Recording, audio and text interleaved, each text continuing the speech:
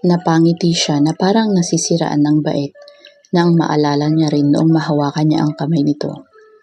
Dahil hindi kagaya sa kamay ng ibang mga babae ang kamay nito ay magaspang, marahil sa todong training na pinagdaanan nito. Nakakahanga rin ang tapang nito, ni hindi nito ininda ang natamong sugat noong napaikwentro sila. Tumunog ang laptop niya, indikasyon na may natanggap itong mensahe. Mabilis niyang tinignan ito at nakita ang email mula sa investigador niya. Agad niyang binuksan ang file at binasa. Isa ito sa pinakamagaling noong trainee pa sa kampo. Expert in guns and ammunition. Sharpshooter, black belter sa martial arts.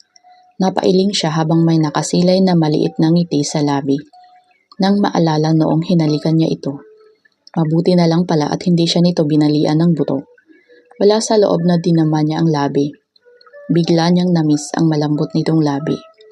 Bumuntong hininga siya bago hinampas ang sarili at napapailing.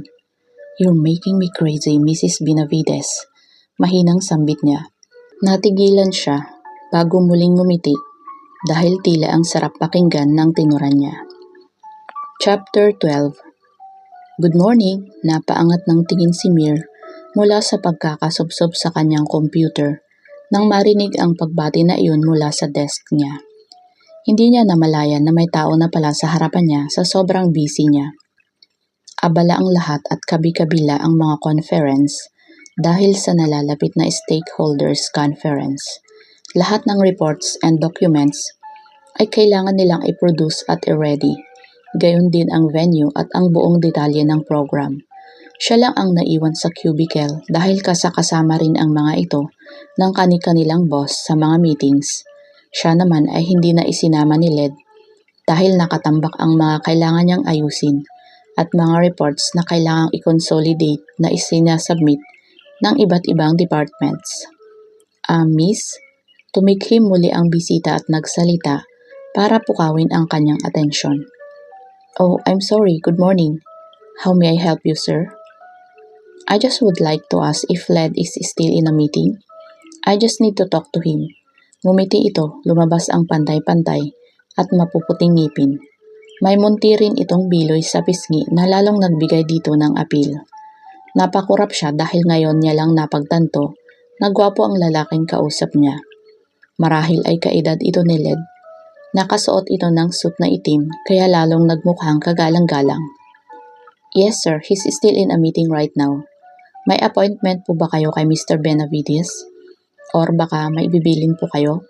I will just relay your message to him." Ngumiti siya at pinagsalikop ang mga kamay. Nilagay naman nito ang mga kamay sa bulsa ng pantalon nito at tumitig sa kanya. Maamo ang mukha nito na may makapal na kilay na binagayan ng matangos na ilong at pahart na hugis ng labi na mamula-mula. "Wala akong appointment sa kanya today." "Anong oras pala nag-start ang meeting niya? Baka pwede ko na lang siyang hintayin kung sakali." Napatingin siya sa relo niya bago bumalik ng tingin sa kausap. "Kanina pa pong 9 a.m. Baka matatapos na rin po iyon dahil past 11 na. Maupo na lang po muna kayo, Mr. Pasensya na po, nakalimutan ko pong itanong ang pangalan niyo." Hindi ka pala niya na itanong ang pangalan nito. Naku, kapag ito ay big client nila, malalagot talaga siya kay Led. "Dancel Benavides, I'm Led's cousin." Inilahad nito ang kamay sa kanya at napatingin sa ID niya na nakasabit. Wari ba ay binabasa ang pangalan niya. Mabilis naman niyang tinanggap ang pakikipagkamay nito. "Mir de Gracia, nice to meet you." Sambit nito sa pangalan niya. "Nice to meet you too, Mr. Benavides. Maupo ko muna kayo, ikukuha ko muna kayo ng maiinom." "Coffee or tea po?" tanong niya habang ginigiya ito sa visitor's lunch.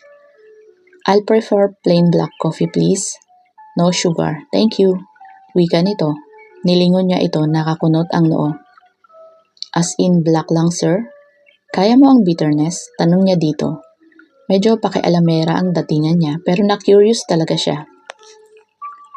Nakita niya ang pagsilay ng maliit na ngiti sa labi nito at tila sinusupil ang mapatawa. "Bitter na ako since birth, kaya wala na sa akin ang pait ng kape." Ang sinusupil nitong tawa ay hindi na nito napigilan. Ay wow, lalim ng hugot sir. Nakakalunod? Sige na po, igagawa ko na kayo ng kape. Maiwan ko muna kayo. Yumuko ito ng panandalian sabay angat muli ng tingin sa kanya. Ang mga mata nito ay tila sumasayaw sa pagkaaliw at tumangos sa kanya. Marahan niyang inilapag ang kape sa lamesa. Medyo na-conscious siya dahil ramdam niyang pagsunod ng mga mata nito sa kanya. Alam niya na wala itong gagawin na masama sa kanya, pero nakakailang pa rin ang paraan nito ng pagtingin sa kanya. Hawak niya ang tray na pinaglagyan ng kape, ay mabilis siyang umunat ng tayo, matapos ilapag ang kape at humakbang patalikod. Hindi niya napansin ang nakatupi na carpet, kung kaya't natalisod siya. At dahil may takong ang sapatos niya, ay na-outbalance siya. Mabuti na lang at nakamasid sa kanya ang lalaki, at mabilis ang naging kilos, at nasalo siya mula sa pagkakabagsak. Humapit ang kamay nito sa bewang niya, at sinalo naman ng kabila ang likod niya. Halos nakayakap na ito sa kanya. Sa gulat ay hindi agad siya nakahuma at napatitik lang sa mukha ng lalaki. You okay, Mir? Napakurap siya nang marinig ang malambing na boses nito. Akma siyang sasagot nang marinig ang malakas na pagbukas ng pinto ng visitors lounge at iniluwa ang tila dragon na ekspresyon ng mukha ni Led na may nagbabagang tingin. Salamin kasi ang wall ng lounge, kaya kita ang tao sa loob mula sa labas. What the hell is happening here? Dumadagondong ang boses na wika ni Led. Mabilis siyang kumalas dito at umayos ng tayo.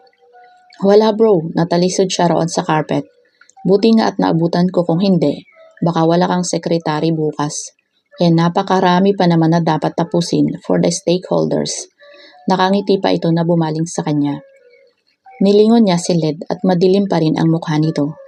Hindi niya alam kung bakit nagigilty siya nang maabutan nito na ganoong ayos ng pinsan nito.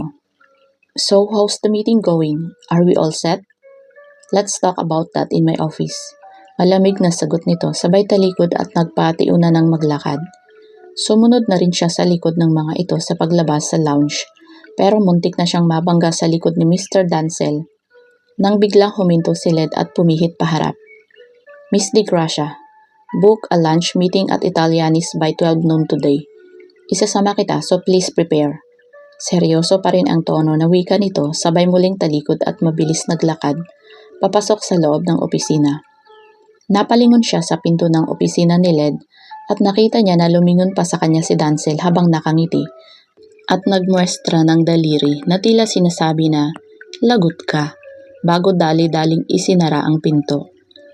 Umiiling na bumalik na lang siya sa table niya at nagdial sa telepono para mag-book ng reservation. Chapter 13. Why are you here, Dance? Bungad na wika ni Led sa pinsan. Walang kangiti-ngiti ang mukha nito. Napangisi naman si Dancel sa tinura nito at itinaas ang dalawang kamay habang natatawa. Easy bro, bakit ba mainit ang ulo mo? Prente itong umupo sa sofa na nasa gilid ng opisina. Mula sa kinauupuan nito ay tanaw ang table ni Mir na abala sa kausap sa telepono. Nagtanong ka pa? Nakita mo nang sobrang puno ang schedule ko sa dami ng trabaho. Tapos nang e-estorbo ka pa.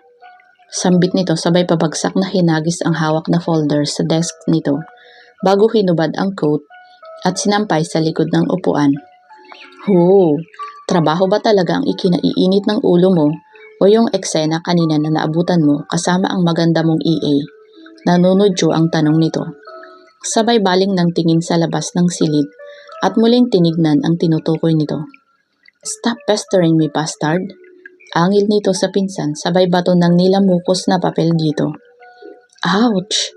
Pag-aray nito, kunwari nang tamaan ito sakto sa mukha ng papel, sabay malakas na tumawa na nagpadagundong sa buong silid. Pero seriously bro, maganda si Mir, and I like her sense of humor. Masamang tingin ang ipinukol ni Led sa pinsan. Don't you dare, Dancel Adrian.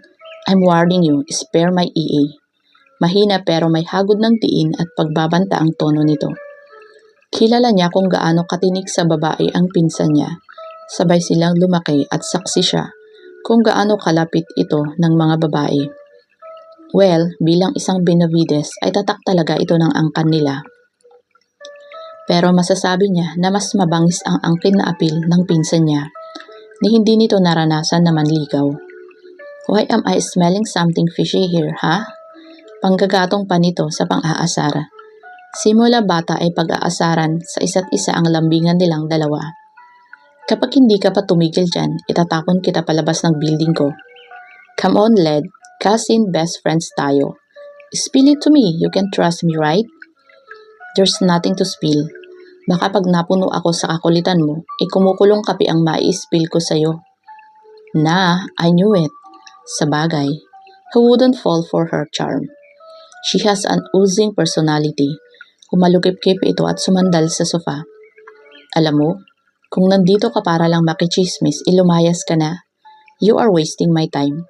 Marami pa akong nakapilang meeting. At isa pa, hindi pa nakakapagpasa ang company mo ng reports. Kailan nyo balak mag-submit? Ay grabe, napakusungit naman ng aming CEO. Nandito ako kasi namimiss na kita kabanding. Hindi mo ako na-miss? Tsaka dala ko na ang report sa iyo ko na lang isasubmit dahil baka bumuga ka ng apoy kapag kay Mir ko ipinasa.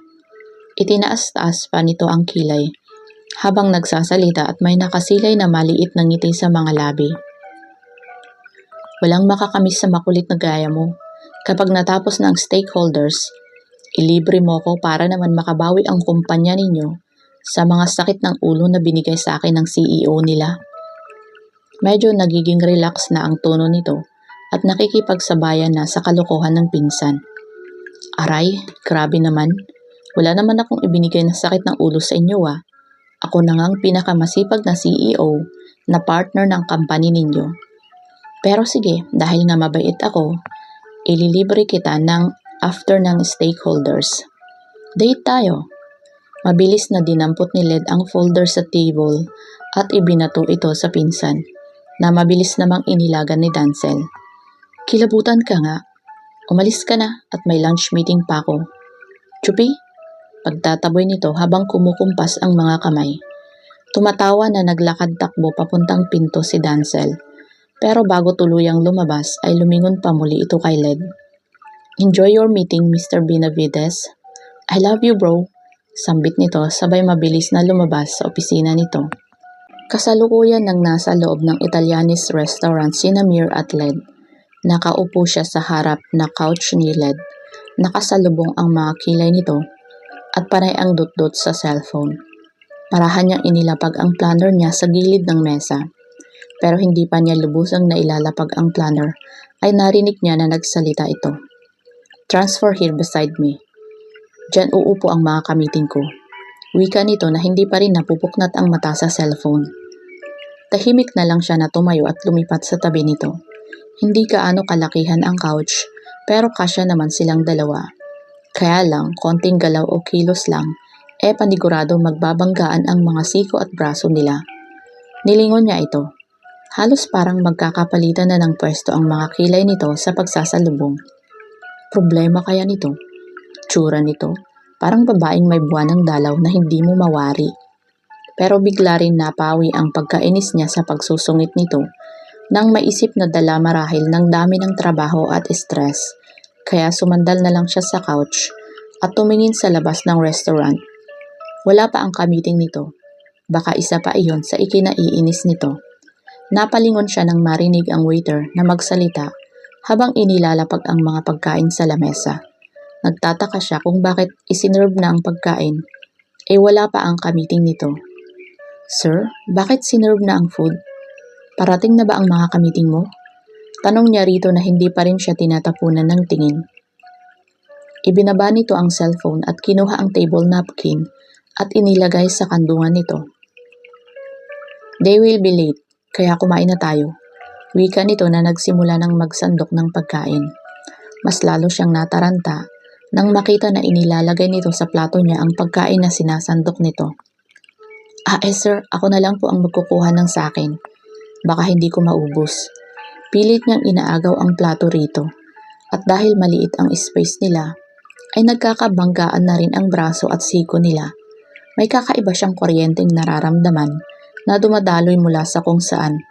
Sa kanya sa pagkakadaiti ng mga braso nila, kaya umusog siya ng konti para umiwas.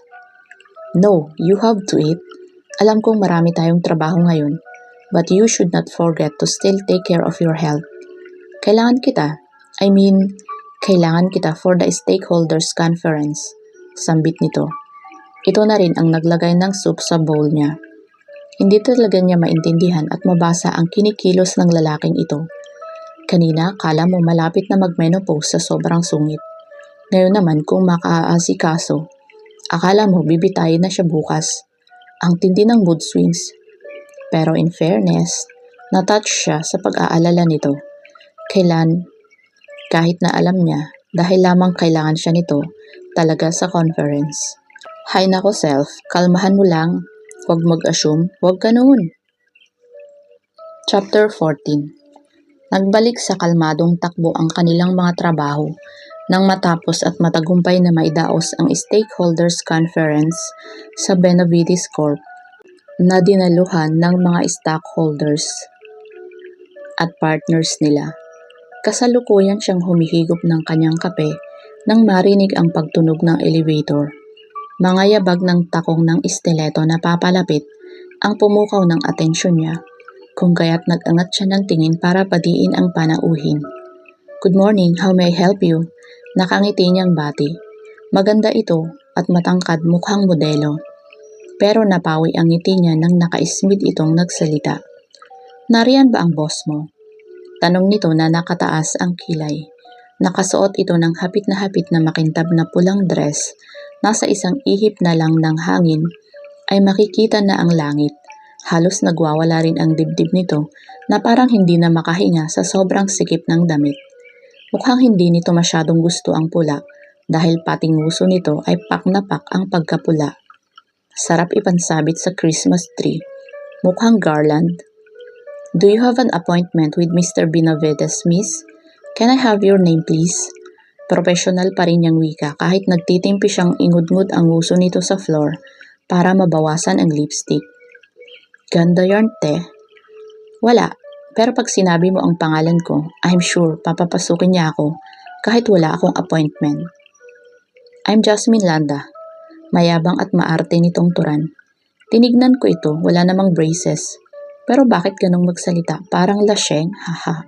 Bagay ang apelyido nito, Landa, parang Landi, charot. One moment, miss.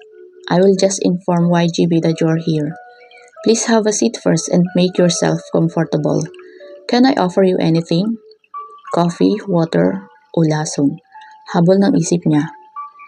Iced tea with no ice, thank you, wika nito. Lo, may iced tea bang walang ice? Haha. Apologies, miss. We don't have iced tea as of the moment, but we can serve you hot tea instead if you want.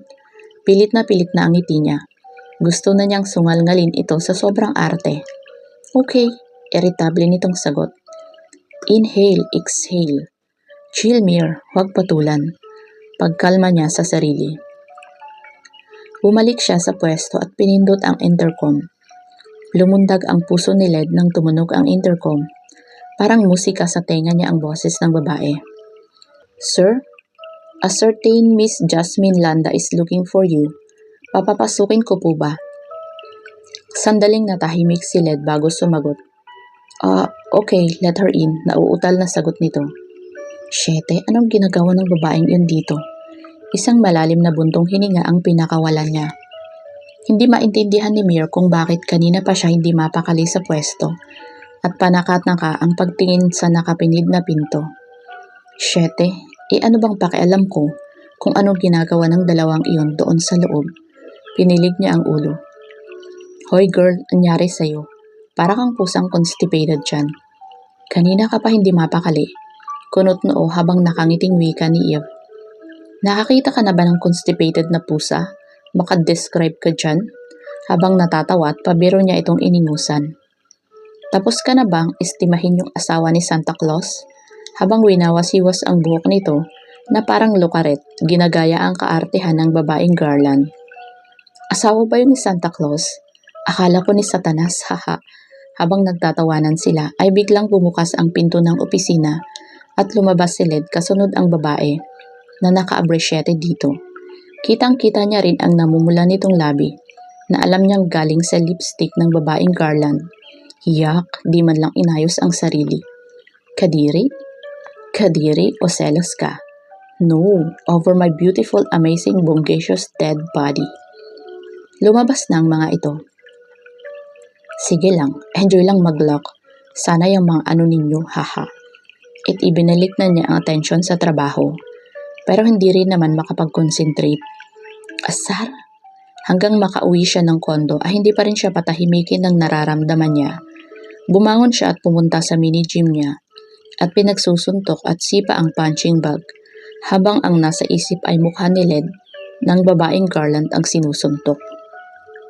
Chapter 15. Mabilis na lumipas ang 3 buwan na pagiging EA ni Mir at aaminin niya na nag-e-enjoy na talaga siya sa trabaho. Sa trabaho nga ba? O sa boss? Tigilan mo na self, manahimik ka na. Nagkaka-split personality na yata ako dahil sa damuho na yon. Napukaw ang pag-iisip niya nang tumunog ang cellphone niya. Si Led iyon. Sir, matabang niyang sagot. Miss Di Gracia, kindly bring all the documents na for signature here at my condo.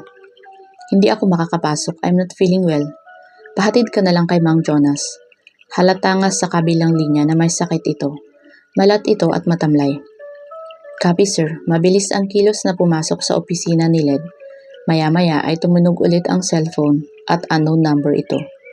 Good morning, this is Mir speaking, wika niya. Good morning Mir, iha, mami ito ni Led. Mrs. Benavides, good morning po, napatawag po kayo. Magalang niyang sagot. Iha, I heard may sakit si Led ngayon. Nasa business trip pa kasi kami ng daddy niya and by tomorrow lilipad din ang ate niya dito. Maglalambing lang sana ako kung pwedeng pakitignan siya. Masuyo nitong kausap. Sure po ma'am, actually po papunta po ako ngayon sa condo po niya. Pinapadala niya po ang mga forced signature na documents niya. After lunch po ako aalis. Don't worry po ma'am, I'll take care of him po. Hey, you're so sweet iha, thank you. See you soon anak. Kinilig siya sa huling tinuran ng ginang. Anak, kinilig ako doon ng mga 100%. See you po, ingat po kayo, paalam niya dito. Mahihinang katok sa pinto ng kondo niya ang nagpamulat kay Led. Sobrang sakit ng ulo at katawan niya. Pabalik-balik ang lagnat niya. Hindi niya kayang tumayo. Nahihilo siya sa sakit ng ulo. Iniwan naman niyang hindi nakalak ang pinto. Maya-maya pa'y narinig niyang bumukas ang pinto at narinig niya ang pamilyar na boses ni Mir. My wife is here, Nax. Pumikit siya para pawiin ang hilo at ginaw na ginaw siya. Marahang kumatok si Mir sa kwarto at dahan-dahan itong binuksan. Doon niya nakita si Led na balot ng kumot at tila nanginginig sa ginaw. Mabilis siyang lumapit dito at dinama ang ulo. Shucks, ang taas ng lagnat mo. Puno ng pag-aalala ang puso niya. Agad siyang lumabas ng kwarto at kumuha ng tubig at bimpo. Inalis niya ang kumot nito at lalo itong nanginig. Nilagyan niya ng bimpo ang noo nito at inumpisahan niyang punasan ang leeg, kilikili at kamay nito. Maginaw, wika nito na nanginginig. Kailangang sumingaw ng katawan mo, sir. Hindi ka po pwedeng magkumot para mabilis bumaba ang lagnat mo. Inipit niya ang thermometer sa kilikili habang tuloy-tuloy ang pagpunas ng basang bimpo. 39.2, pinainom niya ito ng gamot. Maya-maya pa ay unti-unting bumaba ang lagnat, ngunit nag-chill pa din ito. Nagulat siya nang inabot nito ang kamay niya at hinila papahiga sa tabi nito. Niyakap siya nito ng buong higpit habang nanginginig. Body heat pala ang bet mo ha. Hinayaan niya ito hanggang sa humupa ang panginginig nito. Kahit halos magdiliryo na si Led, sa taas ng lagnat, ay halos mabaliw pa rin ito ng mayakap si Mir. Napakabango nito. Parang mabilis akong gagaling pag ganito kaganda at kabango ang mag-aalaga sa'yo. Pero teka, bakit nag-iinit ang pakiramdam ko? Yung init na hindi dahil sa lagnat. Oh no, maya-maya pa ay naramdaman kong kumakalas na ito sa pagkakayakap at bumangon. At narinig ko na nagkakalansingan sa kitchen. Nagluluto siya, naaamoy ko ang sopas. Pinagluluto ako ng asawa ko. Kilig ka, napapangiti siya kahit parang binibiyak ang ulo niya sa sakit. Sir, kaya mo bang bumangon? Kumain ka kahit konti para makainom ka ulit ng gamot. Tinulungan siya nitong umupo at isinandal sa headboard ng kama. Sinubuan siya nito. Ang sarap ng luto niya. Pero parang mas masarap pala magkasakit. Haha, uminom siya ulit ng gamot at humiga na. Pahinga ka na sir para gumaling ka agad. Babantayan kita. Habang kinukumutan ito ng bahagya. Thank you Mir, wika niya bago nakatulog ng may ngiti sa labi. Nang maalimpungatan si Mir ay napasulyap siya kay Led. Pinagmasdan niya ito. Malaanghel pagtulog, akala mo di nanginigaw? Kinapa niya ang noo nito, wala nang lagnat, pero grabing nagtutubig sa pawis. Tinanggal niya ang kumot nito at nakita niya ang butil-butil na pawis at basa na din hanggang sa leeg. Ano bang nangyari dito? Daig pa ang nag-swimming sa pawis.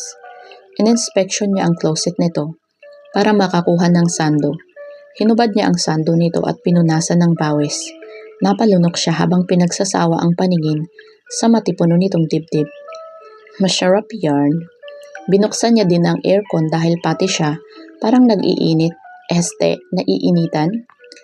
Sinapinan niya ang kama dahil basa din ito ng pawis. Nilagyan niya din ng bimpo ang likod nito. Oh, such a baby. Nagising si Led na magaan na ang pakiramdam. Pagpihit niya ay nakita niya si Mir na nakaupo sa silya habang nakayuko sa may kama niya. Kawawa naman ang mahal ko, mukhang napuyat sa pag-aalaga sa akin. Hinaplos nito ang pisngi ng dalaga. Pagtingin niya sa damit niya ay iba na pala ang sando niyang suot at may sapin ang kama ng tuwalya. Pinalitan niya ako ng damit. Sayang. Kinikilig kaya siya nung pinagsasamantalahan niya ang katawan at abs ko. Nangingiting isip nito. Unti-unting gumalaw ang dalaga at bumangon. Saglit itong natigilan at tumitig sa kanya. Maya-maya ay tumayo ito at lumapit sa kanya. Parang dumadagundong ang puso ko. Shete, ano ba to? Bakit ka ba nagwawala? Inabot ni Mir ang noon nito. Mabuti naman po at wala ka ng lagnat. Kamusta ang pakiramdam mo? Parang hinahaplos ang puso ni Led. I feel better now. Ikaw ba naman nurse ko sabay kindat. Nako sir, mukhang dapat po ay yung babaeng Garland ang pinapunta nyo dito. Para mas bumilis paggaling mo. Biglang pagsusungit nito. Sinong babaeng Garland? Kunot noon itong tanong. Tinignan niya ito ng masama. Tumayo si Mir at naglakad palabas. Biglang gumisi ang binata. Mukhang nagets na niya kung sino ang tinutukoy nito. Sumunod siya sa dalaga sa labas. Sounded like a jealous wife, ha? Are you jealous? Tudyo nito. Sir, nagdidilirio pa din po ba kayo? Baka need nyo na po lumaklak ng isang banig ng paracetamol. Baka mahimasmasan ka po. Nasaniban na naman ng pagkamaldita na wika ni Mir. Tawa lang ng tawa si Led. Maya-maya ay huminto ito at sumapos sa ulo. Agad naman siyang dinaluhan ni Mir. Okay ka lang? Umalalay ito para makaupo siya. Pero na-outbalance siya sa bigat nito at nahila din ng binata ang kamay niya at bumagsak siya sa dibdib nito. Nang akma na siyang tatayo ay agad hinawakan ni Led ang bewang niya. Sir, wika nito habang pilit na kumakalas sa yapos nito. Hindi nakahuma si Mir nang mabilis nitong tawirin ang pagitan nila. Napakapusok ng halik nito na unti-unting tumutupok sa katinoan niya. Hindi niya namalayan na sinasabayan na rin niya sa pagtugon ang mga halik nito. Hiniga siya nito sa couch at ang binata na ang nasa ibabaw niya. Hindi niya maipaliwanag ang kakaibang sensasyon na nararamdaman. Nakakabaliw. Bumaba ang halik nito sa kanyang leeg, habang ang mga kamay nito ay naglalakbay sa iba't ibang dako ng kanyang katawan. Hindi niya namalayan na naitaas na nito ang blouse niya at naanhok na ang bra niya. Napaigtad siya ng malayang pinagpala ng kamay nito ang isa niyang boobs. Hindi niya namalayan na naitaas na nito ang blouse niya at naanhok na ang bra niya. Napaigtad siya ng malayang pinagpala ng palad nito ang dibdib niya. Hindi niya mapigilan ang suminghap. Led's other hand massaging the other mount on her breast, while continuously stacking the other like a hungry baby. They both moaned and gasped in between kisses. Knock-knock, sabay silang natigilan sa katok na iyon sa kondo. Mabilis na inayos ni Mir ang sarili. Shit! Mahinang mura ni Led habang namumula naman ang mukha ni Mir. Chapter 16. Baby bro! Ate, I thought lilipad ka na today para sa business trip. Kunot noong tanong nito. Hindi mo ba ako papapasukin? Oh, you must be Mayor? Turan nito na nakita siya. Yes po ma'am. Halos nanginginig pa din siya sa nangyari. Nako, ate, aisle na lang, wag na ma'am. Sinabihan ako ni mami na pinakisuyuhan ka niya to look after this baby boy namin. And super thank you sis. Lumapit ito sa kanya at hinawakan siya. Wala po yun ma'am, ate Aisle. Kimi siyang ngumiti. Napansin niya ang karga nitong baby. Napaka-cute. Baby niyo po? Yes, nako. Kaya nga ako nandito.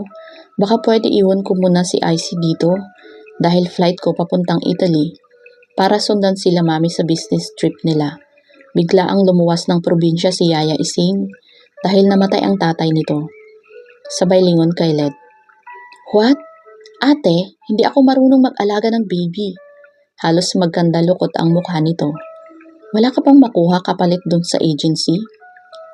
Hindi ko ipagkakatiwala si Icy sa hindi ko na-interview, brother. 3 days lang naman, babalik na si Yaya. Please, malilate na ako sa flight ko. Andito na lahat ng gamit ni Icy. Nilapag na nito ang mga gamit ng bata at inutusan si Led na ipakuha ang kuna sa baba ng kondo. Mir, my dear, can you help Led take care of Icy please? Pretty please? I just need to fly to Italy lang talaga. And ayoko na sa kung sino-sino ko lang siya ibilin. Nagsusumamo nitong turan sa kanya. Hindi niya alam kung bakit nahihirapan siyang tumanggi. Sige po. Tipid kong sagot at ibinigay sa kanya ang baby. Ang cute-cute nito. Dati pa sobrang hilig niya sa babies. Ang bango kasi ng mga ito at nakakagigil. Kaya lahat ng kapitbahay nila na may baby, lagi niyang hinihiram. Baby Icy giggled as she held her. Uy, mukhang gusto ka niya sis. Thank you ha. I know my baby is in good hands. Niyakap siya nito at nagbeso. Baby bro, take care of Icy and Mir ha. Thank you, love you. Niyakap nito ang kapatid na hindi maipinta ang mukha at umalis na. Parang nasa 5 months pa lang si baby, kaya very clingy pa ito at hindi pa masyadong nangingilala. Inabot ko kay Led ang baby. Kargahin mo si baby, wika ko. Hindi ako marunong humawak ng baby, baka mabali ang buto niya sa akin. Hindi maipinta ang mukha nito at takot na takot. Kala mo hindi 32 years old makaarte. Ano ka ba, ganito lang oh. At nagmuestra kung paano. Nakatalikod ang baby sa akin at hawak ko ito sa tiyan at sapo sa puwetan. Kinuha niya ito, pero yung karga na nakaharap sa kanya. Tinitigan siya ng baby at maya-maya pa ay biglang pumalahaw ng iyak. Oh sweetheart, Mir, anong gagawin natin? She's crying. Natataranta nitong turan. Tawang-tawa ako sa itsura niya at tinignan niya ako ng masama. Agad kong kinuha si Icy dito at hinele. Hanggang sa tumigil na ito. Pero maya-maya ay umingit na naman. Sir, pabuksan ng gamit niya. Labas mo ang gatas at feeding bottle. Marunong ka magtimpla? Wika ko habang hinihele ang bata. Hindi, paano ba? Gusto talaga niyang matawa. Hindi ka pa pwede mag-asawa, sir. Hindi ka pa marunong mag-alaga ng bata. Tudyo niya rito. Gumawa pa lang ng bata ang kaya ko. Pwede na ba yun? Pag-aralan na lang pag nabuo na ang bata. Ganting tudyo nito. Naumid ang dila ko. Pinamulahan ako ng mukha nang maalala ang naganap kanina. Che, bilisan mo na po at baka magwala na ang bata. Ikaw na muna humeles sa kanya, ako nang magtitimpla ng gatas niya. At iniabot ang bata. Pinahiga niya ito at hinele. Pinagmamasdan niya si Mir habang mabilis na kumikilos para magtimpla ng gatas. Why so perfect, my love? Nai-imagine ko na magiging mabuti at maalaga itong mommy. Nakakapagtaka din na marunong itong mag-alaga ng bata. Ang swerte ko naman. Nangingiti siya habang nakatunghay sa kilos ng dalaga. Akin na, ilatag mo yung kuna niya para doon na natin siya ihiga. Agad naman itong tumalima. Inilapag ni Mir ang baby at pinahawak sa kanya ang feeding bottle. Kumuha ito ng wipes, diaper at damit. Aliw na aliw si Led sa runong ng dalaga mag-alaga ng bata. Pinunasan niya ito at pinalitan ng diaper at damit. Maya-maya pa'y mahimbing nang natutulog ang bata. Napreskuhan na kasi. Alam mo, pwede ka nang maging mami. Nag-uumpisa na naman tong maasar. Habang nakapangalumbaba na nakatunghay sa kanya.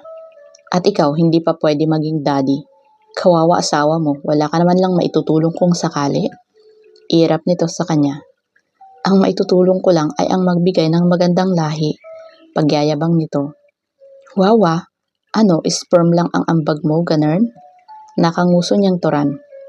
Tawa ng tawa si Led. Minasdan ito ni Mir. Ngayon niya lang nakitang tumawa ito ng ganon. Bigay na bigay, te. Parang walang sakit kagabi ah. Are you done mind raping me, Miss De Gracia? He smirked. Kapal nito, bulong niya. Ano yun? Nang-aasar itsura nito. Wala po, sabi ko ang bait niyo po pagtulog. Ah, ganun ha. Bigla itong lumapit sa kanya at hinuli siya sa bewang. Sir! Call me Led. No, you're my boss. Ang pangit naman pag first name basis lang. Parang walang galang. Okay lang, gusto kong bastusin mo ako. At humalakhak ito ng malakas. Nahampas ko ito dahil nagulat si Icy at umingit. Agad naman niya dinaluhan ito at kinarga. Hinele niya ito at kinantahan. Ayaw nitong magpalapag. 12:00 na ng madaling araw nang makatulog na ito at nailapag na niya. Hindi pa din pala siya nakakapagpalit ng damit. Wala siyang dala. Tinapik niya si Led na nakaidlip na sa sofa at nagulat ito. Magpapaalam siya na uuwi lang saglit. Sir, uuwi lang ako saglit. Magpapalit lang ako kahapon ko pa ito suot. Suotin mo na lang muna yung damit ko dyan. Paano pag umiyak si baby? Hindi ako marunong magpatahan. Pumasok ito sa kwarto at paglabas may dala na itong damit. Problema niya, undies. Nabasa naman ni Led ang nasa isip niya. Huwag ka na mag-undies, tayo lang naman dito. Nanunodyo ang mata nito. Che, ano ka, sinuswerte? Uuwi muna ako, saglit lang ako. Pag umingit siya, bigyan mo lang ng gatas o ihele mo. Akmang kukunin ang bag nito pero pinigilan siya ni Led. Delikado na sa daan, Mir. Kung gusto mo, bukas na bukas, bibili tayo ng mga gamit mo. Huwag ka lang lumabas na ngayon. Or pwede mo gamitin brief ko, meron ako unused dyan. Please? Bakit ba hindi niya matanggihan ang charm itong mokong na to? Bumuntong hininga siya. Okay, sige, akin na, nanlalagkit na ako. Mabilis itong pumasok sa loob at iniabot sa kanya ang brief na nakangisi. Ang laki nito. Feeling ko pwede ko na tong shorts. Natatawa kong turan pagkakita sa brief nito. Pagtiyagaan mo na lang. Bukas na tayo mamili, mag-grocery na din tayo. Tsaka ng gamit ni baby. Teka, ba't parang nakakakilig? Ano ba, happy family ganon? Dagli siyang pumasok sa banyo at naligo. Ang sarap ng pakiramdam niya at napreskuhan. Suot niya ang pajama ni Led, nabuti na lang D-string kaya nahihigpitan at ang v-neck white shirt nito, pero mahaba masyado dahil malaki ito sa kanya. Titig na titig si Led sa kanya paglabas niya ng kwarto. Bakit parang feeling ko wala akong suot sa paraan ng pagkakatitig mo, Mr. Benavides? Nakataas ang kilay na wika ni Mir habang nakapamewang. Nakailang lunok si Led. Para akong lalagnatin, nag-iinit ang pakiramdam ko. Gustong gusto kong ikulong sa bisig ko ang babaeng ito. Iba ang dating nito lalo na nung nakita niyang suot nito ang damit niya. Ang sarap ikulong sa kwarto. Hays, ano bang meron ang babaeng ito? Such a charmer. Bewitching him and putting him under spell. Umidlip ka muna habang tulog pa si baby. Pag-iiba ni Led sa usapan. Sige, pwede ka na din matulog. Dito ako sa couch para marinig ko agad ang iyak ni Icy. Kailangan mong magpahinga baka mabinat ka. At naupo na ito sa couch. Gusto mo ipasok natin ang crib sa room para komportable din naman ang higaan mo. Yung isang room kasi naging tambakan di pa nalilinis. Umiling ito. Okay na ako dito, baka magising pa si baby pag ginalaw pa natin. Sige na, past midnight na. Buti na lang din at walang pasok bukas. Makakapagpahinga ka ng maayos pagtataboy nito. Tumayo pa ito at itinulak siya papunta sa kwarto.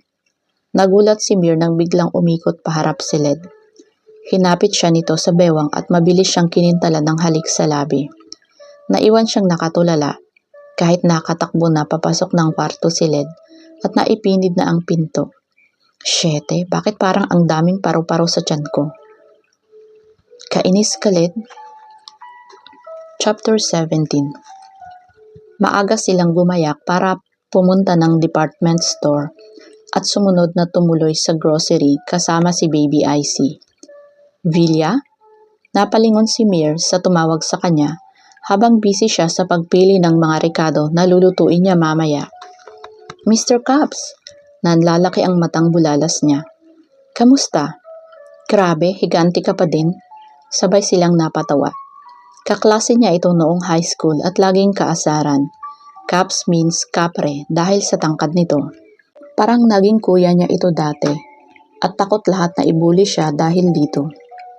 Eto, sinusulit ang mga araw bago sumampa ulit ng barko. Ano na balita sa'yo? May asawa, naputol ang sasabihin nito nang may biglang sumabat. Sweetheart, umiiyak na ang baby natin, si Led. Napamaang siya sa tinura nito. Karga nito si Icy na umiingit at kinuha niya dito. Pare, pasensya na. I need to take my wife. Kailangan na niyang magpa-breastfeed. Wika nito at hinawakan na siya sa kamay. Oh sure bro, nako Dax. Napaka-cute ng anak niyo. Take care, you guys, and nice to see you. Nag-fist bump pa sila bago umalis. Dax tawag nito sa kanya, short for pandak. Kahit di naman talaga siya pandak. Nang makalayo ay nilingon niya si Led at sumuntok ng mahina sa sikmura. Ouch, bakit? Maang natanong nito. Anong breastfeed pinagsasasabi mo dyan? Nanggigigil na turan ko. Bakit? Pwede naman yun, di ba? Maang-maangan nitong turan na pinipigil din ang tawa. Baliw ka no? Baka kabag ang abutin ng bata dahil wala namang lalabas, sira ulo ka. Wika niya at inirapan ito. Pwede naman nating lagyan kung gusto mo. Sabay tingin sa kanya ng nakangisi at kumindat. Hinampas niya ito at pilit naman itong umilag. Hindi niya mahabol ito dahil karga niya si Icy, habang hawak naman ito ang mga pinamili nila. Dax ka daw? Ano ba ang Dax sa'yo? Patuloy na tudyo nito sabay tawa ng malakas. Simula kahapon, panay ang halakhak nito na never niyang nakita sa 3 buwan niya as EA. Now, she's seeing the other side of Led and mas lalo itong naging attractive sa paningin niya. It's for me to know and it's for you to find out. Ganti nito sa binata sabay irap. If you let me, it will be an honor to be the one to explore and find out myself. Now he's smiling from ear to ear. Napakamokong. Nagtinginan ang mga tao sa kanila. Ang pogi ng daddy at ang ganda ng mommy. Kaya no wonder sobrang cute ng baby. Kinikilig pa ang mga ito. Artista ba sila? Sobrang cute ng family nila. Sana all. Ngiti-ngiti si Led nang nilingon ko. Feel na feel mo din no? Ni hindi ka nga marunong mag-alaga ng baby. Sabihin ko kaya sa kanila, pang-aasar niya. Pag ginawa mo yun, hahalikan kita sa harap nila. Kumikislap ang mata nito. Nagbago na pala isip ko, mabilis na bawi niya. Nang marating ang kotse nila ay agad silang lumulan pagkapasok. Pagkatapos ipasok lahat ng pinamili nila. Himbing na himbing si Baby Stacy. Napagod siguro. Nakadapa ito sa dibdib ni Mir. Nakakaingit naman ang baby na yan. Wika ni Led habang kay Icy nakatingin, pero may pilyong ngiti. Ano namang nakakaingit dyan? Matulog ka din pagdating sa kondo, kunot noo kong sagot. Nakangisi na naman ito ng nakakabwisit, sabay tingin sa dibdib niya kung saan nakadapa ang baby. Gusto mo? Hamon ng dalaga. Pwede ba? Parang masarap kasi matulog dyan. Tignan mo ang himbing ng tulog ni baby. Nagniningning ang mga mata nito. Gustong sumabog mukha mo? Buwisit na asik nito sa kanya pero pabulong dahil baka magising ang bata. Tawa ng tawa si Led, halos naiiyak na ito. Magmaneho ka na nga bago pa magdilim ang paningin ko sa'yo. Nagngingit-ngit na turan nito. Hindi pa din ito maawat sa pagtawa ng mahina. May gulay, lalong gumugwapo. Halos madilim na nang binabagtas nila ang kahabaan ng SLEX nang may mapansing kakaiba si Mir. Sumilip siya sa rearview mirror. I think may sumusunod sa atin. Wika ko kay Led. Chapter 18. Agad sinilip din ni Led ang rearview mirror at sinubukan niyang lumipat sa kabilang lane. Sinundan sila sa paglipat ng itim na Fortuner. Agad inayos ni Mir ang baby para i-secure ito kung sakali. Lumipat siya sa backseat at doon nilagay ang baby sa baby seat. Inabot niya ang bag niya at kinuha ang bulletproof vest niya at isinuot sa bata bago sinicure na naka-seatbelt ito. Kinapa niya ang baril sa bag at inilabas ito at 2 magazine na puno ng bala. Sir, kung kaya niyo po na i-drive ng mabilis at mag-overtake para malayuan natin sila. Pag hindi sila tumigil sa paghabol, iliko niyo po papunta ng Alabang. May police station doon, for sure titigil sila sa paghabol. Wika ko dito. Tumango lang ito at nag-concentrate sa pagmamaneho. Ako naman ay abot-abot ang pag-aalala dahil baka mapaano ang bata. Shit, maya-maya pa ay may tinawagan si Led. Brads, baka meron sa inyo near Islex area? I need backup. May sumusunod sa amin na Fortuner na black. I will open my GPS para malocate ninyo kami. This is ASAP. I'm with my wife and our baby. Tumas ang kilay ko pero kinilig ako. Nasa alanganing sitwasyon na nga kung ano-ano pa ang sinasabi nito. Tinignan ko siya ng masama sa rearview mirror pero kumindat lang ito. Magsasalita sana siya pero biglang may tumawag dito. Brad, nasa likod na ako ng Fortuner. Hindi ko lang masipat if ilan ang nasa loob. Heavily tinted ito. Pero nakaalarma na din ang tropa. Nakaabang na sa Alabang. Doon na kayo lumiko. Thanks, Brad. Ine-end na nito ang call. Nakakunot noo siya. Hindi niya maintindihan sino ang mga iyon, pero nakahinga siya dahil alam niya may kasama sila at tutulong sa kanila. Nakalayo sila sa Fortuner dahil kinover sila nung Brad na tinawagan ni Led. Pagliko nila sa Alabang ay doon na din nakaabang ang iba. Nahihiwagaan siya sa mga ito. Mukhang mga mayayaman dahil ang gagara ng mga sasakyan, pero mga rugged ang itsura ng mga ito at in fairness, mga drop-dead gorgeous. Parang kanin na lang ang kulang dahil madami ng ulam. Mouth-watering, char. Bumaba ng kotse si Led at isa-isang kinamayan ang mga Brads na tinatawag niya. Kandidato lang ang peg. Kinuha ni Mir si Icy sa back seat at lumabas ng kotse para lumipat sa passenger seat. Sabay-sabay siyang nilingon ng mga Brads ni Led at nahuli niyang sumimangot ang binata nang may sinabi yung isang Brad niya. Isa-isang kumaway ang mga ito sa kanya kaya tumango siya dahil hindi siya makakaway at hawak niya ang baby. Narinig niya ang pagpalatak ng mga ito at pang-aasar kay Led. Kaya pala alang-alala ka kanina. Napakaganda pala ng asawa mo, Brad. Baka may kapatid naman siya, pabirong wika ng isa. Ito yung nag-cover sa sasakyan namin. Pulang Ford Ranger ang dala nito. Patangkad ito, moreno at maamo ang mukha. Well-toned ang mga muscles. Pero, Led pa din ako. Char. Sira, nag-iisa lang yan. Nagpaalam na sila maya-maya at sumakay na sa kani-kanilang sasakyan. Minsan gusto na lang talaga kitang itago. Dun sa walang makakakita sa yung iba kundi ako lang.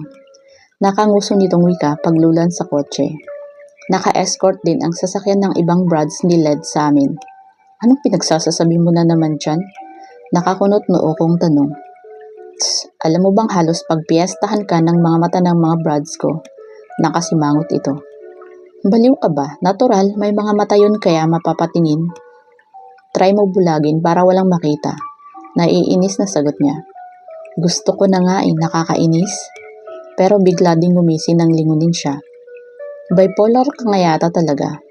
Bilis mo magpalit ng mood. Baliw ka? Irap niya dito. Baliw sa'yo, mahinang bulong nito, pero hindi na umabot sa tenga ng dalaga. Nakarating sila ng matiwasay sa kondo at binusinahan niya ang mga Brads nito na nag-escort sa kanila pauwi. Pagdating ay nagluto siya ng sinigang na hipon na paborito pala ng binata. Habang kumakain ay umingit ng iyak si Icy. Agad na naghugas ng kamay si Led at kinalong ang bata. Kaka-proud, hindi na ito hirap kumarga ng bata. Bumalik ito sa hapag kalong si baby, ngunit hindi makakain ng maayos. Pinagbalat niya ito ng hipon at sinubod dito. Oh, nga, wika ko. Saglit itong natigilan ngunit kagyat din namang ngumanga at todo ang ngiti. Sinubuan niya ito hanggang sa maubos ang kanin nito sa plato. Masarap pala kumain pag sinusubuan. Tudyo nito matapos kumain. Kasalukuyan na siyang naghuhugas ng plato. Naibaba na nito si Icy na bumalik na sa tulog at nakasandal sa counter ng kusina. Sa susunod, lason na ang isusubo ko sa'yo. Sabay irap dito. Nagulat siya nang bigla itong yumakap sa likod niya.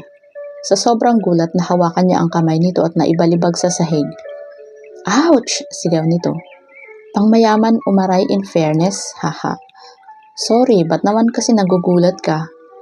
San masakit? Nag-aalala din siya, baka nabalian ng balakang. Inalalayan niya ito papunta sa couch.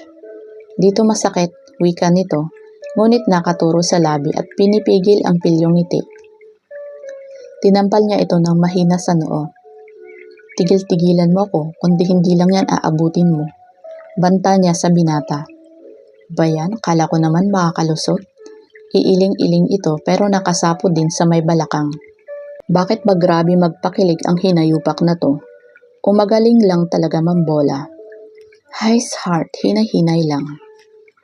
Chapter 19. Black Fortuners POV. Boss, nawala na sila. Wika nang nagmamaneho ng sasakyan at tinignan sa rear view mirror ang amo.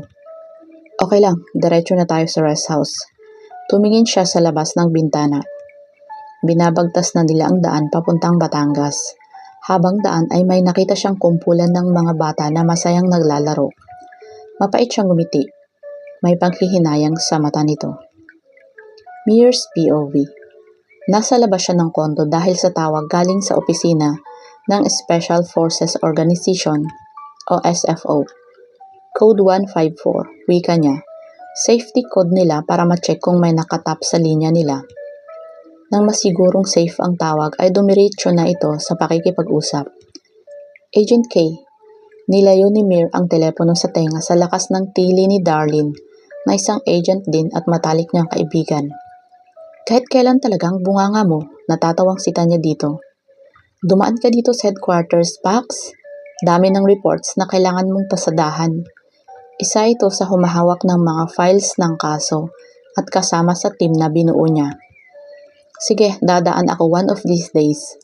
Ano nang balita sa kaso ng Junk Syndicate? Biglang seryoso niyang tanong. Papasukin namin ang kasa nila. Mailap sila at maingat sa transaksyon ng droga. Kaya ang plano ay mag-undercover para mapasok ang kasa. Ayon sa informant, doon din daw kumukuha ng babae ang mga parokyano nila ng droga. At minsan doon na din ang transaksyon sa VIP room. Ang mga binibentang babae ay pinapagamit at nilalango din muna sa droga bago gamitin. Mga cancer talaga ng lipunan ang mga hayop na yan? Gigil niyang wika. Sinong mag-undercover sa pagpasok sa kasa? Kailangan niyang malaman para mapag-aralan at makapag-training ang mga ito.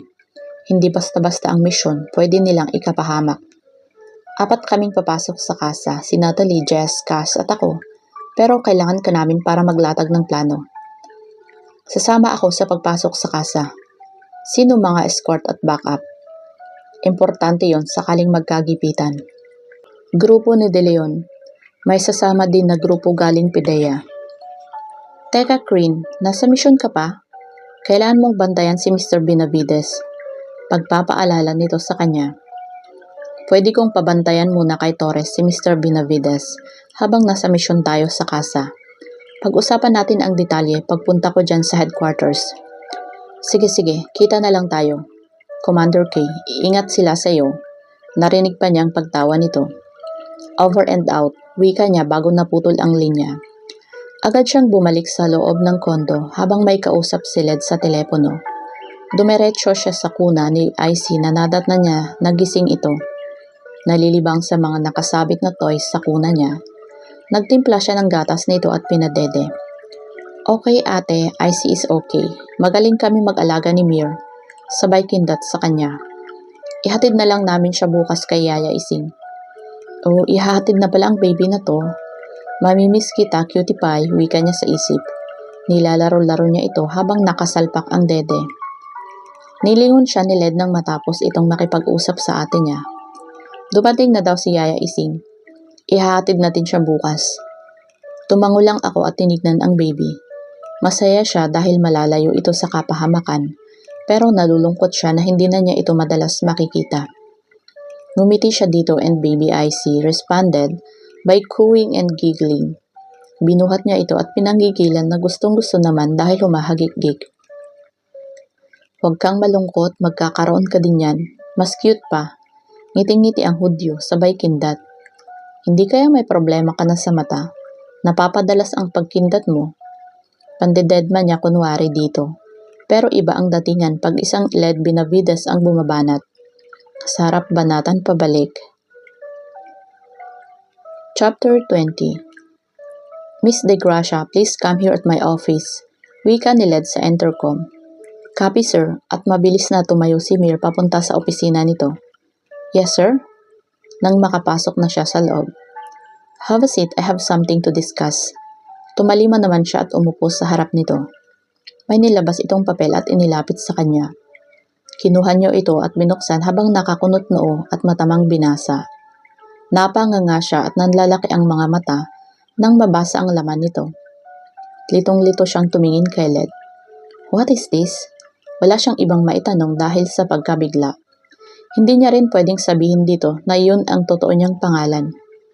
Baka papel? Nang iinis ang tono nito. Aish! While rolling her eyes. Marriage certificate. I am married to Queen Mirvilla, which happens to be your real name. Diretsahang wika nito at hindi inaalis ang tingin sa mga mata niya.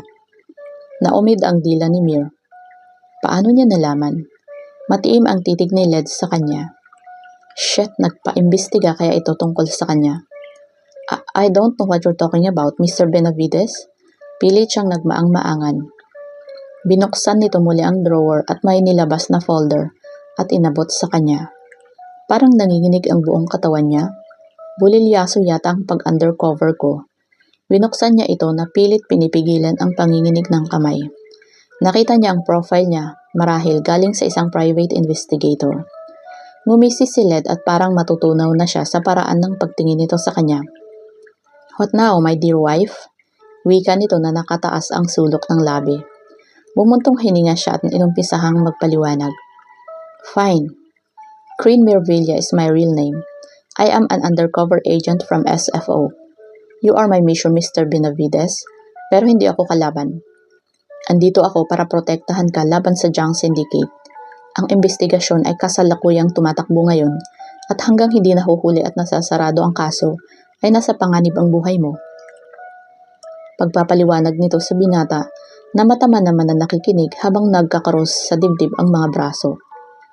I know, maiksing sagot nito. Napaangat siya ng tingin. Kailan pa? Curious na tanong ng dalaga. Ang alin, maang kunwari na tanong nito, parang nang aasar. Tss, iritang palatak niya. Sarap mong kwelyuhan, Mr. Benavides, buwisit na sagot niya. Sarap mong halikan, Mrs. Benavides. Ngumisi si Led at pinagsalikop ang mga kamay sa ilalim ng baba niya habang nakatukod ang siko sa lamesa. At nakakalokong tumitig pa sa labi niya. Tinignan niya ito ng nakakamatay na tingin. Pervert? Kung naging babae ka lang, baka lagi kang buntis sa landi mo. Nakaingos niyang sabi. Humagalpak naman ito ng tawa at tila amuse na amuse sa pagkainis ng dalaga. Para kang ewan dyan. At yung kasal, hindi ka man lang ba nababahala na kasal ka sa isang estranghera? Hindi niya maintindihan bakit relax na relax lang ito. Are you a stranger? Balik tanong nito, may himig panunodyo. You're crazy, wika nito habang umiiling. I am, madly and deeply, habang matiim ang titig sa dalaga. Bakit parang wala lang sa'yo? Di ba dapat mag-hysterical ka? Dahil natali ka ng di oras? Ayaw pa ding tumigil ni Mir. Napanganga na lang siya ng kibit balikat lang ang isagot nito. Huminga siya ng malalim at nagtanong ulit. Tsaka paano napunta ang mga pangalan natin sa marriage certificate? Gustong-gusto niyang maliwanagan. When we went to Ilocos at pinuntahan si Judge Acosar, schedule niya yun ng mga nagpapa-civil wedding. Yung hiningi nila sa atin na ID at pinapirmahan sa information is actually details para sa marriage certificate na yan. Nakausap mo na ba si Judge? Baka pwedeng mapawalang visa dahil aksidente naman ang nangyari. An honest mistake. Iniisip niya ang binata. Ayaw niyang matali ito sa kanya ng walang pagmamahal. Mahal? Bakit ikaw ba, Mir? Mahal mo na? Shh, oo nga yata. Mahal ko ang gago na to. Pero hindi ako papayag lalo at alam kong wala naman itong nararamdaman sa kanya. Yes, sabi ni Ninong na i-file na siya sa local civil registry. Meaning, legal ito sa mata ng batas. Kalmado lang itong nagsasalita na pinagtataka talaga ni Mir. Don't worry sir, magpa-file na lang po ako ng annulment. Diretsahang wika ng dalaga. Dumilim ang mukha ni Led at nagtagis ang mga bagang. Marahas itong bumuntong hininga bago nagsalita. Walang annulment. Ipapakilala kita sa pamilya ko bilang asawa ko. Pinal na wika ni Led. Natulala siya sa sinabi nito. Magsasalita pa sana siya ngunit nagsalita itong muli. We have a dinner meeting with Mr. Kwon later at 6 p.m. Tumayo ito at kinuha ang malaking kahon na nasa sofa at inabot sa kanya. Wear this, no buts. Sabay tayong uuwi sa kondo at doon ka na magpalit. Nagbabanta ang boses nito kaya hindi na siya nagsalita. You may now get back to work. Tumalikod na ito at bumalik sa pagbabasa ng reports. Tulala pa din siya sa dami ng revelation na nangyari ngayong araw. Ako, kasal kay Led Gabriel Benavides, sa lalaking mahal niya. Pero mahal ka ba? Pinilig niya ang ulo. Umaasa na magigising siya at baka panaginip lang ang lahat. Pero hindi gising na gising siya. Biglang napaisip siya bakit ayaw nitong magpaanal. Dahil magastos? Hays, napaigtad siya nang tumunog ang intercom. Get ready, aalis na tayo. Sabay tingin sa relo niya. 4 p.m. Yes sir, matamlay niyang sagot. Chapter 21. Nang lumulan sila sa kotse ay nagsalita si Led. Dadaan muna tayo sa bahay, excited si Mami to see you. May kislap sa mga mata nito pero ayaw niyang mag-assume. Baka humaba ng di oras ang buhok niya. Alam na ba nila? Bigla siyang nahiya sa mga ito. Hindi niya alam kung bakit pero nahihiya siya sa mga ito. Marahil dahil puro magaganda ang ipinakita nito sa kanya. Bakit kabado itsura mo? Para kang ipapakilala sa in-laws mo. Na mga parang kontrabida sa pelikula Nanunudyo na naman ito. Pag di ka na nahimik dyan, hihilahin ko yung dila mo. Sabay irap dito. Okay lang, basta labi mo ang hihila sa dila ko. At nilapit pa nito ang mukha sa kanya. Dumagundong ang dibdib ni Mir. Shete, bakit ba ganito ang epekto sa akin ng hudas na to? Parang lalabas na ang puso ko sa sobrang pagwawala nito. Agad niyang pinitik ang ilong nito at napahiyaw siya sa sakit. Aray, bakit ka ba nananakit? Habang hawak nito ang ilong na namumula.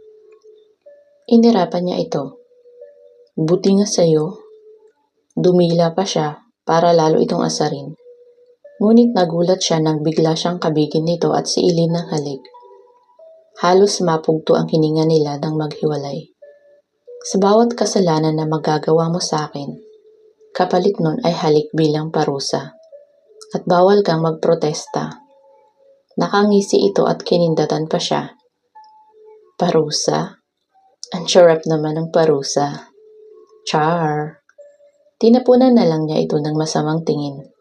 Pero sa loob ay parang sasabog ng dibdib niya at parang may mga lumilipad na paru-paro sa sikmura niya. Lintik. Mabilis nilang narating ang bahay ng binata at agad silang bumaba. Nagulat siya nang hapitin siya nito sa bewang at kiniya papasok ng bahay. Dumiretso sila sa dining area at nandun na ang pamilya ni Led. Ang parents nito, ang ate niya at asawa nito at si baby AC. Nadatnan nilang abalang-abala ang lahat sa loob ng bahay at walang pagsidlan ang kasiyahan sa mukha ng ina ni Led pagkakita sa kanila. Ay, andyan na pala kayo. Halina kayo, upo kayo, wika ng mami nito. Magandang gabi po, magalang niyang bati dito. Good evening din iha, upo na kayo, wika ng daddy ni Led. Hi Mir, nice to see you. Thanks for taking care of Icy ha. Ang ate naman nito, wala po yun. At kimi ako ngumiti. So, Led anak, spill out the good news, wika ng daddy nito. Para namang pusang di mapaihi ang pakiramdam ni Mir. Oh my! Pakiramdam niya ay namamawis ang mga kamay niya, pati kili-kili niya sa sobrang tensyon. We're married? Pag-aanunsyo ni Led. Pakiramdam niya ay nag-iinit ang pisngi niya, lalo na nang nilingon siya ni Led at kinuha ang kamay niya at hinalikan ito. Hindi magkamayaw ang mga ito sa sobrang tuwa, at ang lahat ay winelcome siya sa family. Nagtatakbo payakap sa kanya ang ate ni Led. Salamat po sa inyo, Mr. and Mrs. Benavides. And Ate Ail. Naku, iha, call me mommy. Hindi magtatampo ako niyan. Nakanguso ang mami nito. Okay po, mami, wika ko. Ngayon ko na lang ulit nabanggit ang salita na yon makalipas ang 3 taon.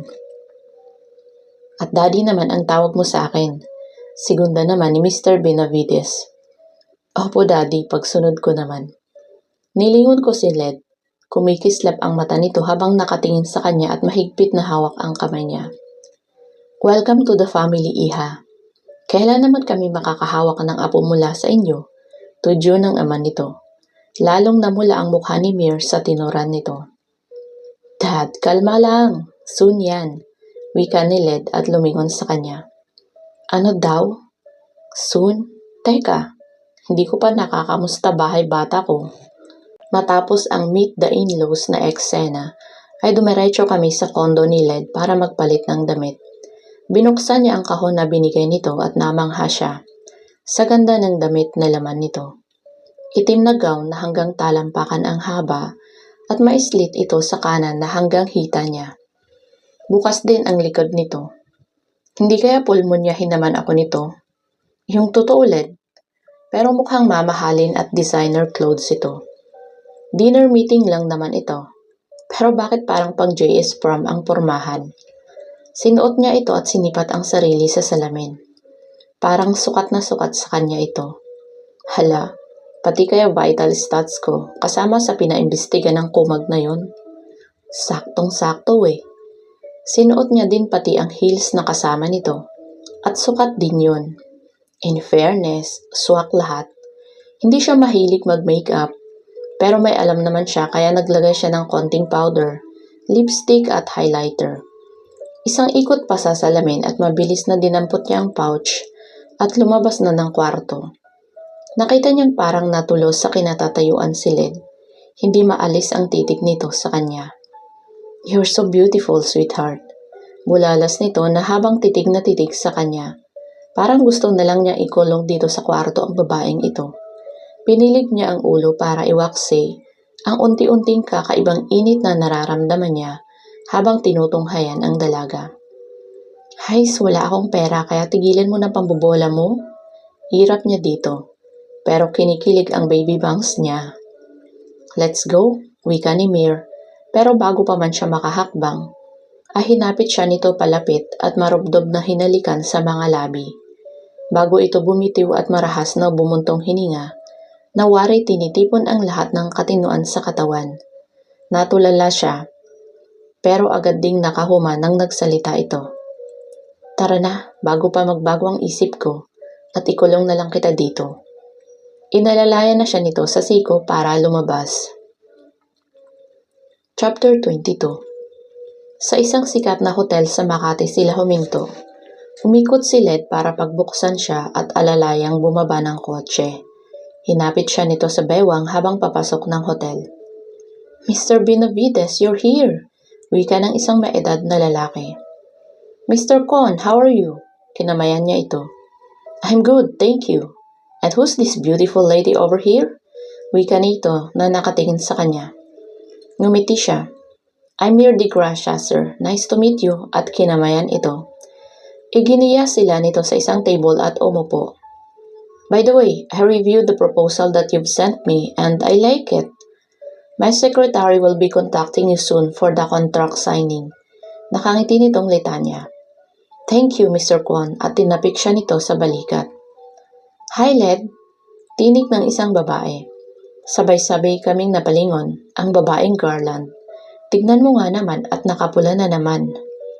Jasmine, hi! What are you doing here? Wika ni Led.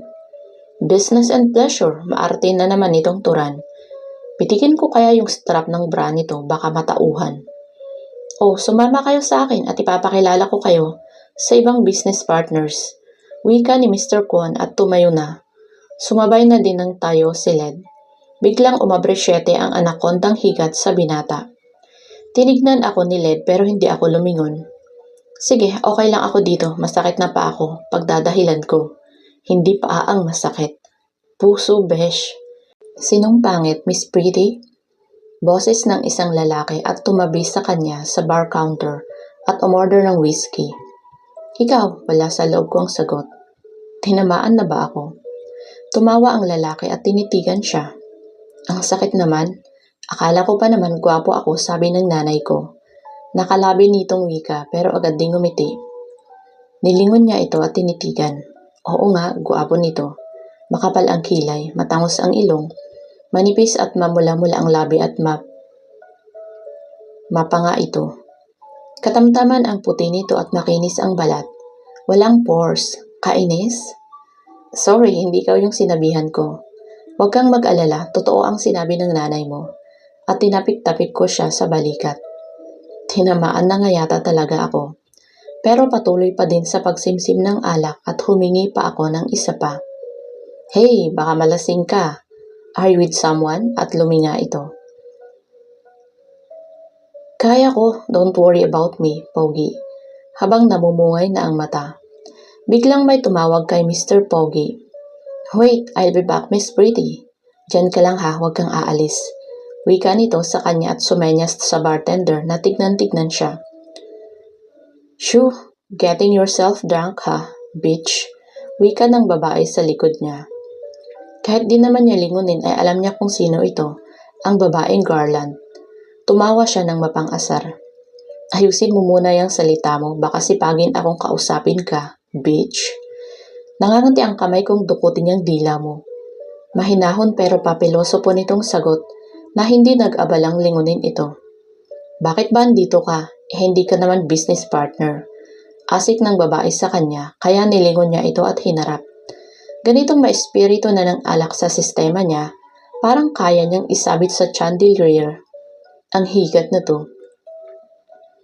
Tss, mind you girl, hindi mo to party kaya huwag kang umatitude habang nagmumuestra ng no sa daliri. Can you stop making landy with lead?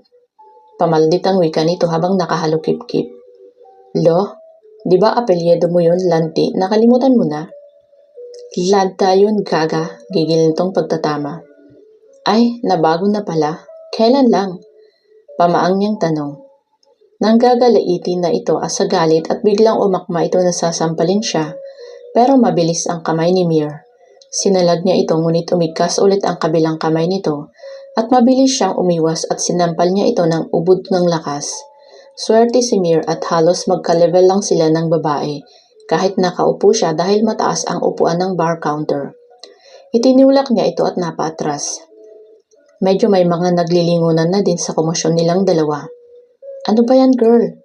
Sa susunod mag-practice ka ha. Ang boring mong ka-eksena eh. Tumayo siya at nilapitan niya ito at itinaas niya ang daliri na nakaturo dito habang sapo ng babae ang namumulang pisngi. Hoy, babaeng red hanger, huwag na huwag mo akong susubukan. Baka magdilim ang paningin ko at isabit kita dyan sa pinto ng hallway na parang bagwa. Mahinahon pero humahagod ang bawat salita nito. Naglakad na siya palayo at naiwan ang babaeng nakanganga sa pagkabigla habang nakasapo pa din sa pisngi. Nahihilo siya pero pinilit niyang maglakad palabas ng bulwagan na iyon. Baka kung ano pa ang magawa niya sa anakondang mapula na iyon. Buisit ka, Led. Dapat hindi mo na lang ako sinama dito. Pagmamaktol nito habang gumigaywang sa paglalakad. Humakbang siya ulit ngunit parang malalim ang sahig kaya natapilok siya at akmang masusubsob. Pumikit siya at inantay ang paghalik niya sa sahig pero hindi nangyari. Nang dinilat ang namimigat na mata ay nakita ang pamilyar na mukha. Mr. Pogi, salamat sa pagsalo, habang namumungay ang mata. Careful, lasing ka na. Saan ka ba pupunta? Nag-aalala ang tono nito. Sa tahimik na lugar, pabulong na ang sagot niya. Hawak pa din nito ang bewang niya para hindi siya matumba. Saan naman ang tahimik na lugar? Tanong nito na nakakanot noo. Sa sementeryo. Shit, ano bang pinagsasasabi ko? Napahagalpak ng tawa ang binata sa turan niya. At tinitigan siya. Anong pangalan mo, Miss Pretty? Mir V. Este de Gracia, and you are? Pilit na nilalabanan ang pagpikit. Vince El Salvador. Nakangiti pa din ito at tila nabighani na titig pa din sa kanya. Kung wala kang kasama, I'll drive you home, sweetie. Delikado kung magdadrive ka. Chapter 23. Led's POV. Kanina pa ikot ng ikot si Led sa kakahanap kay Mir. Shit, asan na bang babaeng yun? Ayaw man niyang iwan ito sa table kanina. Pero wala siyang nagawa dahil sa yakag ni Mr. Kwon. Pero parang nag-iba ang timpla nito nung nakita niya si Jasmine. Nakakabwisit ang babae na yon, lagi na lang nakalingkis. Ayaw naman din niyang mapahiya ito sa harap ng mga kapwa business partners. Umikot siya papuntang CR pero wala din ito. Kanina pa niya gusto itong puntahan, lalo na nung nakita niya itong papunta sa bar counter at may katabing lalaki habang umiinom ng alak. Pero hinila siya Mr. Kwon para ipakilala sa other investors. Lumabas siya ng hallway at doon naabutan ang dalaga na hawak sa bewang nung lalaking katabi nito sa bar. Biglang sumikdo ang galit sa dibdib niya at mabilis itong tinakbo. Excuse me, I'm with her. Madilim ang anyo nito na nagwika. Agad nitong inagaw ang pagkakahawak nito kay Mayor sa bewang. Nagulat naman ang lalaki at tinignan si Mayor na nakapikit pa rin marahil dahil sa hilo. Sweetie, do you know this guy? Wika ni Vince. Oo, boss ko yan, wika ni Mayor. Nasaglit na pilit binuksan ang mata at muling pumikit. Nagpanting ang tenga ni Led sa endearment ng lalaking to sa asawa niya at sa pagsabi ng dalaga na boss siya nito. She's my wife, excuse me, iuuwi ko na siya. At agad pinangko ang dalaga at naglakad na papuntang parking. Bye, Mr. Pogi, thank you. At nag-flying kiss pa si Mir na ikinatawa ni Vince habang naiiling. Nang makarating sa kondo niya ay agad niyang pinangko ang dalaga at inilapag sa couch. Gumalaw ito at umungol. Agad siyang tumayo at kumuha ng bimpo at tubig para ipunas sa katawan nito. Tinitigan niya ito habang nakapikit. Pinagsawa niya ang mata sa pagtunghay dito hanggang mapadako ang tingin nito sa labi ng dalaga. Hanggang bumaba ito sa dibdib na bahagyang nakikita ang cleavage dahil may hiwa sa gitna ang dress nito. Napalunok siya ng marahas. Pinagpapawisan siya ng butil-butil. Shete, stop it, Led. Pagsaway niya sa sarili. Maya-maya pa'y gumalaw ito at tila ba naduduwal. Sweetheart, wait, akayin kita sa lababo. Huwag kang susuka dyan. At binuhat niya ito papunta sa kusina at ibinaba sa may lababo. Doon na nga ito sumuka ng sumuka at nang matapos ay binuhat niya muli ito at inupo sa couch. Bakit ka ba naglasing, ha? Naiinis na tanong ni Led sa kanya. Gising na ito at tila medyo nahihimasmasan na.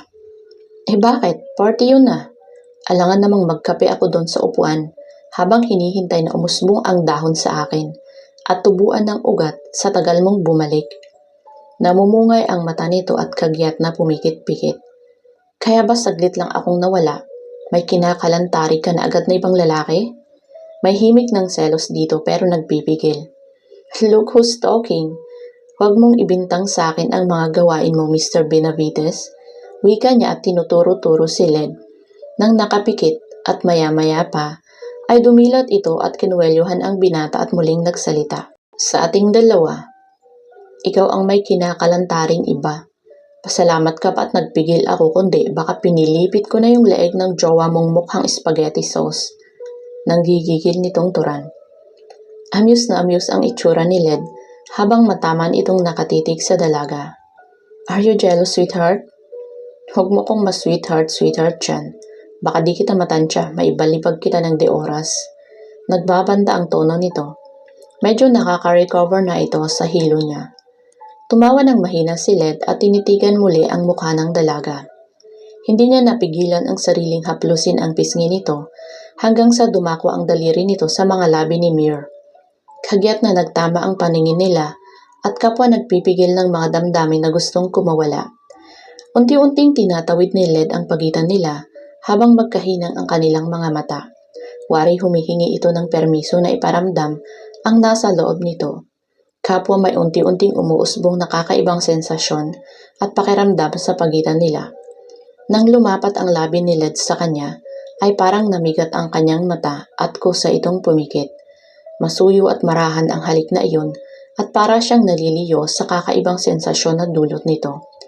Otomatikong umangat ang kamay niya sa batok ng dalaga, sa batok ng binata at sinalubong ang halik nito, hanggang lumalim ang halik nito. He sucked her tongue and both of them moaned in between their kisses. Led's hand started to explore on her body, memorizing every curves. Unti-unting bumaba ang halik nito sa leeg ng dalaga, and planting small kisses on every inch of her skin. He reached the string of her dress on her nape and pulled it down, exposing her two proud mounts. Led paused for a while to stare and adore the beauty of this woman. He quickly planted a quick kiss on her forehead and started to devour her lips again and kiss it passionately. He started to knead one of her breasts and bent down to suck the other. Mere moaned in ecstasy. "Oh, Led!" They are exchanging moans and sighs. "Sweetheart, you're so beautiful." He expressed his adoration and between kisses and exploration on her body. Led stood from the couch. Binuhat niya ang dalaga papasok sa kwarto at muling naghinang ang kanilang mga labi. Masuyong kinagat ni Led ang labi nito and let out a moan. "Mir, you're driving me crazy, sweetheart. Really crazy." Nang marating ang kwarto ay masuyo siya nitong nilapag sa kama. Dagli nitong hinubad ang kanyang mga saplot at malibilis na sumampa muli ng kama. Now he's on top of her and she can feel his weight on her and his shaft on her belly. It is super hard. Fear crossed her senses but she did not mind it. Nalulunod na siya sa nakakabaliw na sensasyong pinapadama sa kanya ng binata.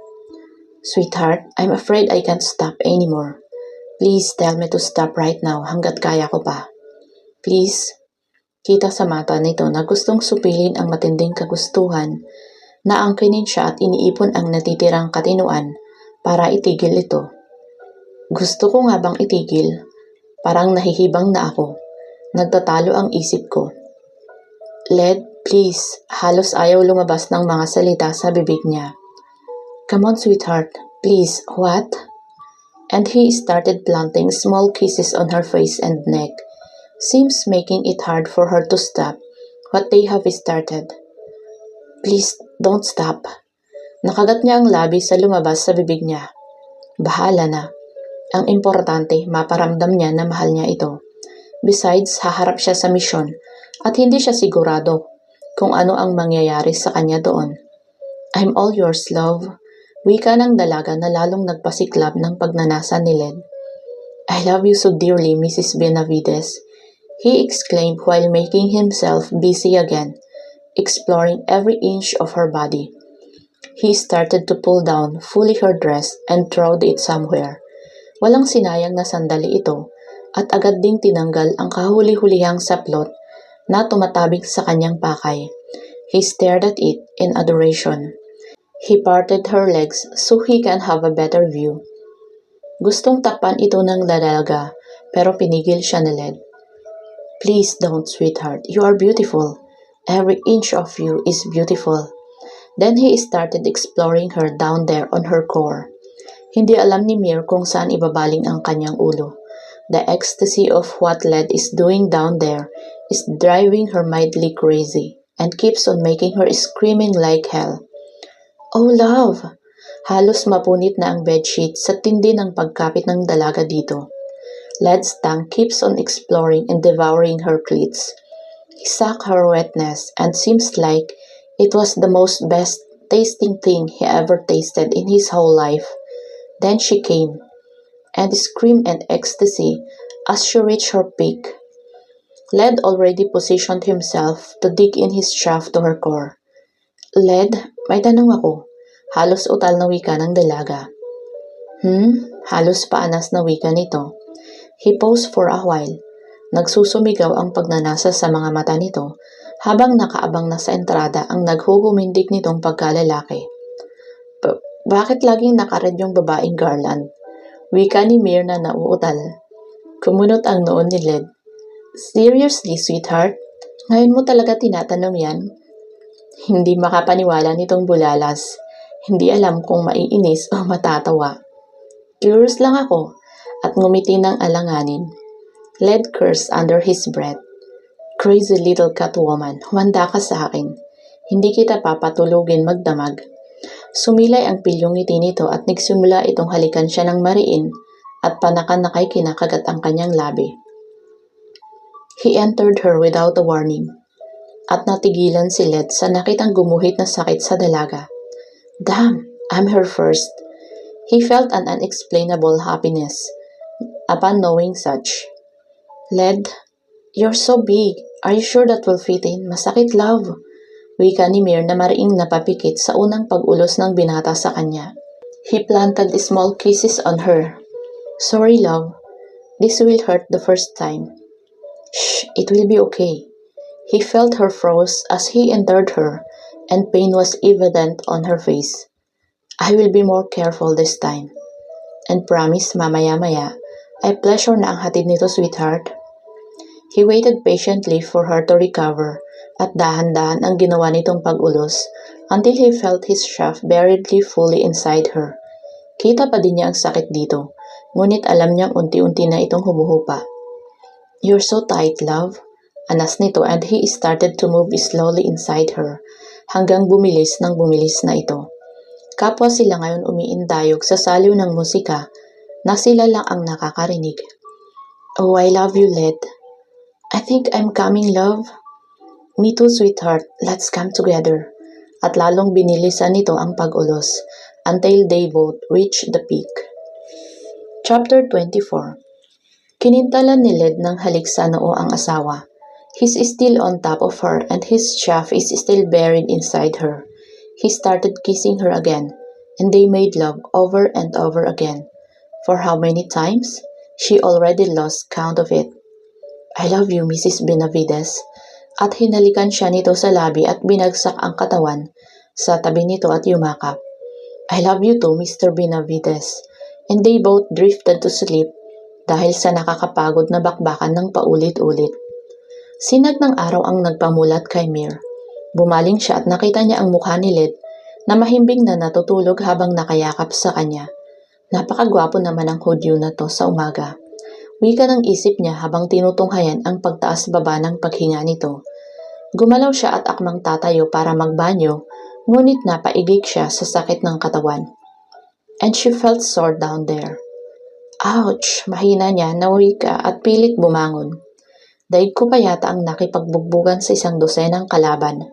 Nagulat siya nang pumulupot ang braso ni Led sa kanya at muli siyang napahiga sa tabi nito. Nakangiti ito sa kanya at parang natutunaw ang katinuan niya sa simpatikong ngiti nito. Good morning, sweetheart, batay nito sa kanya. Good morning, ganti niya dito at kinintalan siya ng halik nito sa noo. You okay, love? Tanong nito dahil napapangiwi siya ng panaka-naka, lalo at gagalaw siya. Ngumiti siya dito, ayaw niyang mag-alala ito. I'm okay, love, ngunit hindi alam. Nito ang nararamdaman niya. You feel sore, sweetheart? Malambing na tanong nito. Led? Yeah, magdamagan ba naman? She snapped while smiling at him. Humalakhak naman ito at maya-maya pa ay hinila siya at pumaibabaw ito sa kanya. Nanlalaki ang mga mata niya sa ginawa nito. Led, what are you doing? Kinakabahan siya sa timpla ng mga ngiti nito. Taking my breakfast. Pilyong nakangisi nitong sagot habang nagsisimula na naman itong paliguan siya ng halik, habang naglalakbay na naman ang kamay nito sa katawan niya. Napasigaw si Mir nang bigla siya nitong buhatin at ipasok sa banyo. Binuksan nito ang shower at napatili siya sa lamig ng tubig. Led, siraulo ka, ang lamig ng tubig! Nanggigil niyang sigaw. Don't worry, love, I'll make you feel warm. His eyes were flaring and it started kissing her passionately. True to his word, nawala ang lamig at pinalitan ito ng nagbabagang sensasyon na dulot ng haplos at halik nito. Oops, they did it again. Ang peg nila, haha. And they did it in broad daylight. Led, papasok din ako, baktol niya, dahil ayaw nito na pumasok muna siya para makapagpahinga. Magpahinga ka muna, sweetheart. You still feel sore. Baka mahirapan kapag pumasok ka. Malambing nitong wika at nilapitan siya. Hinawakan sa bewang at hinalikan sa noo at sumunod ay sa labi. Kamay at brain naman ang magtatrabaho sa akin, love. Hindi naman yung keps ko. Pagpupumilit niya na ikinatawa na naman ni Led. You're really crazy. Nang gigil nitong pinisil ang magkabila niyang pisngi at niyakap siya. I have a meeting outside. Pagkatapos nun, uuwi na ako agad para di mo ako mamiss. Nginisihan siya nito at kumalas na sa pagkakayakap. Okay, agahan mo, ipagluluto kita ng dinner. At hinatid ito papunta sa pintuan. Parang ayoko nang pumasok. Gusto ko na lang magkulong dito maghapon kasama ang asawa ko at gumawa ng baby, pilyong gumisi ito. Hoy, Mr. Benavides, tumigil-tigil ka dyan at baka hindi kita matansya. Tama na ang arte at lumayas ka na, baka malate ka pa sa meeting. At itinulak niya ito papunta sa pinto. Humarap ito sa kanya at binigyan siya ng makapugtong hiningang halik.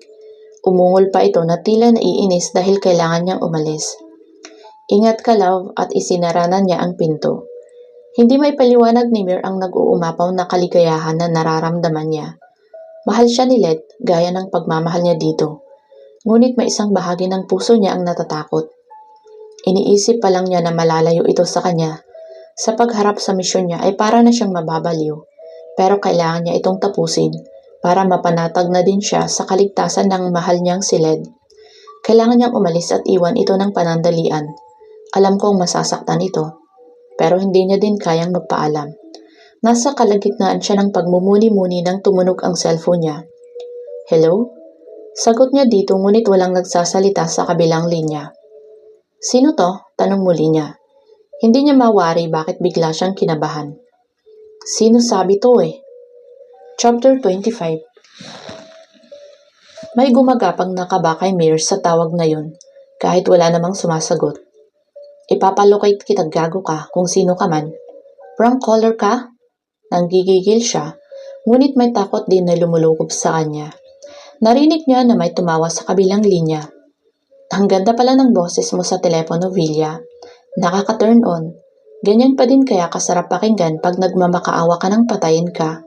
At humalakhak ito ng malakas. Nanginig siya sa nakakakilabot na tura nito. Nga pala, di ba trabaho mong bantayan si Benavides?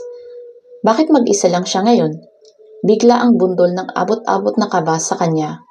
Pinilit niyang ikalma ang sarili at mag-isip ng tama, pero nanginginig ang kamay at tuhod niya. Huwag mong subukang galawin si Benavides. Baka pagsisihan mo. Ganting banta niya dito. Hindi niya alam kung anong magagawa niya pag may nangyari kay Led. Isang malutong na halakhak ang pinakawalan nito sa kabilang linya. Kawawang Benavides, mukhang mapapaaga ang pamamaalam sa mundo. Tarantado ka? Hindi niya natapos ang sinasabi at tinapos na nito ang tawag. Agad niyang dinayal ang numero ni Led. Nakahinga siya nang sumagot ito. Yes, love, masiglang wika nito. Asan ka? Halos pahiyaw niyang tanong dito. Bakit? Anong nangyayari? Nag-aalala ang tono nito. Just tell me, where the hell are you, Led? Hey, calm down. I'm on my way home. Nagda-drive ako. Exact location. Ha? Bakit ba? Just answer me, damn it. Along daang hari palusot ng alabang. Update mo ako on your locations. Keep your lines open. Pupuntahan kita. Observe ka sa paligid mo and whatever happens, keep on driving. Do you copy? Okay. Naguguluhan man ay sumang-ayon na lang siya dito. Nag-uumpisa na din siyang magmasid sa paligid niya at napansin na ang pulang kotse sa lukuran niya ay sumusunod sa kanya simula kanina pang umalis siya sa restaurant matapos ang meeting niya. Dinayal ni Mir ang numero ng tauhan niya sa headquarters. Del Valle, pakihatid ng bike ko dito sa kondo ni Benavides. ASAP. Ikarga mo din ang mga armas ko. Copy, wika nito. Wala pang 15 minutos ay dumating na ang tauhan niya, dala ang bike na naka-convoy, ang dalawa pang sasakyan. Commander, kailangan niyo po ba ng backup? Standby lang kayo. Alerto ang mga tropa. Kumikilos ng Jang Brothers. Ipakalat ang mga tropa sa daang hari at alabang. Roger that at nagsialisan na ang mga ito at kumilos. Kinuha ni Mir ang bag na nakakarga sa big bike niya at isa-isang kinargahan ng magazine ang mga baril at isinuksok sa kanyang bewang ang dalawa. Sinuot niya ang bulletproof vest at sinukbit sa katawan ang rifle. Inilagay ang cellphone sa holder ng motor at idinikit sa tenga ang Bluetooth headset at lumulan na sa big bike at pinaandar ng matulin. Lead location mo. Still at Daang Hari, near gasoline station. May kahina-hinala bang nakasunod sa'yo? Hindi nito natatapos ang sinasabi niya nang biglang may bumangga sa likod niya. Anong nangyari? Sigaw ni Mir. Binangga ako sa likod ng pulang Vios. Shit, keep on driving. Sasalubungin kita. I'm on my way. Binilisan ni Led ang takbo para malayuan ang red na Vios, ngunit humahabol ito. Binuksan niya ang compartment sa harap niya at inilabas ang baril dito. Dinayal ang mga brads niya para sa backup. Halos liparin ni Mir ang kahabaan ng Daang Hari para marating ang lokasyon ni Led. Namataan niya ang sasakyan nito, pero nasa kasalungat na lane siya at may harang sa pagitan, kaya hindi siya makakaikot ng basta-basta. Nang may marinig siyang alingaw-ngaw ng putok ng baril, nakita niyang gumaywang ang sasakyan ni Led. Shit, Led! Sigaw niya at hinarurot ang motorbike niya. Nakita niya ang pulang sasakyan na pinaputukan si Led. Sinipat niya kung may kasama pang iba at nakita niya na nasa likod ng Vios ay may isa pang kotse na nakaalalay dito. Mabilis niyang kinabig ang bike paliko hanggang sa mapunta na siya sa linya ng sasakyan ni Led at nang humahabol dito. Binunot niya ang baril sa bewang at inasinta ang itim na kotse na umaalalay sa Vios. Pinaputukan niya ang dalawang gulong nito sa likuran. Bullseye! Gumaywang ito at sumalpak sa barrier. Sunod na pinunterya niya ang mga tumagas na gasolina dito at pinaputukan ito at dagli itong nagliyab at sumabog kasama ang nasa loob ng kotse. Napaigtad siya nang may bumaril sa kanya at muntik na siyang tamaan. Ang mga nasa Vios mukhang nakita na siya. Gumanti siya ng putok at humarurot papalapit dito, pero biglang may nagpaputok sa likod niya. Lumingon siya at nakita niya ang nakamotor na pinapuputukan siya. Hindi lang isa kundi 3 motor. Lintik, ba't ang dami nila? Bulalas niya. Hininto niya ang motor niya at umikot paharap sa 3 motor na paparating, sabay bunot sa isa pang baril niya at pinaputok ng magkabilang kamay ang mga ito. Sapol ang mga ito at sumemplang. Maya-maya pa ay may naramdaman si Mir na may mainit at mahapdi sa hita niya. Shit, nadaplisan siya ng bala. Humarurot siya muli para habulin ang Vios. Dinayal ang numero ni Led. Led, kamusta ka? May tama ka ba? Paninigurado niya. Okay lang ako, wala akong tama. Nakailag ako nang pinaputukan ako. Good, keep on driving. Parating na ang mga backup. At pinaandar ng matulin ang motor niya. Hinanda niya ang rifle at sunod-sunod na pinaputok sa Vios. Gumaywang ito at maya-maya ay gumanti ng putok. Tinarget niya ang 2 gulong nito sa likod at pinaputukan. Sabog ang gulong at nagpagulong-gulong ito at sumalpok sa gutter. Nagulat siya nang may lumabas na sa tumaob na kotse at pinaputukan siya. Gumewang siya at hindi nailagan ang bala nito na tumama sa katawan niya. Ah, buisit! Buti na lang at may bulletproof vest siya. Pinaulanan niya ito ng bala hanggang sa bumalagta ito. Maya-maya pa ay may naririnig na siyang sirena ng mga pulis, kaya nakahinga na siya ng maluwag. Nakita niya na nakatigil na ang kotse ni Led sa gilid ng kalsada at halos manlaki ang mata nang makita ang duguan niyang hita. Mir, oh my God, come here! Are you okay? May iba ka pa bang tama? Inikot-ikot siya nito. I'm okay, daplis lang to. Pinilit niyang ngumiti dahil bukod sa sakit ng tama niya, ay masakit pa din ang katawan niya. Nagdatingan din ang mga brads ni Led at lihim na nag-uusap ang mga mata ng mga ito. Pinagdadampot ang mga nakasagupan nila kanina at dadalhin sa presinto para sa interrogation. Nilapitan siya ni Del Valle at nag-report. Commander, kumpirmado, tauhan sila ng Jang Brothers. Sige, pakantahin at pigain. Baka makakuha tayo ng dagdag impormasyon. Yes, Commander. Sumaludo ito at umalis na. Sinilip niya ang sugat, medyo malalim din ito. Hindi bumaon ang bala pero nag-iwan ng parang hiwa ito dahil sa pagdaplis. Parang nahihilo na siya marahil sa dugong nawala sa kanya. Maya-maya pa ay tuluyan na siyang nawalan ng malay. Mabuti at maagap ang mga kamay ni Led. "Mir, sweetheart! Ambulance! Bilis!" Agad siyang isinakay sa ambulansya at nilapatan ng lunas. Chapter 26. Dumilat si Mir at luminga sa paligid.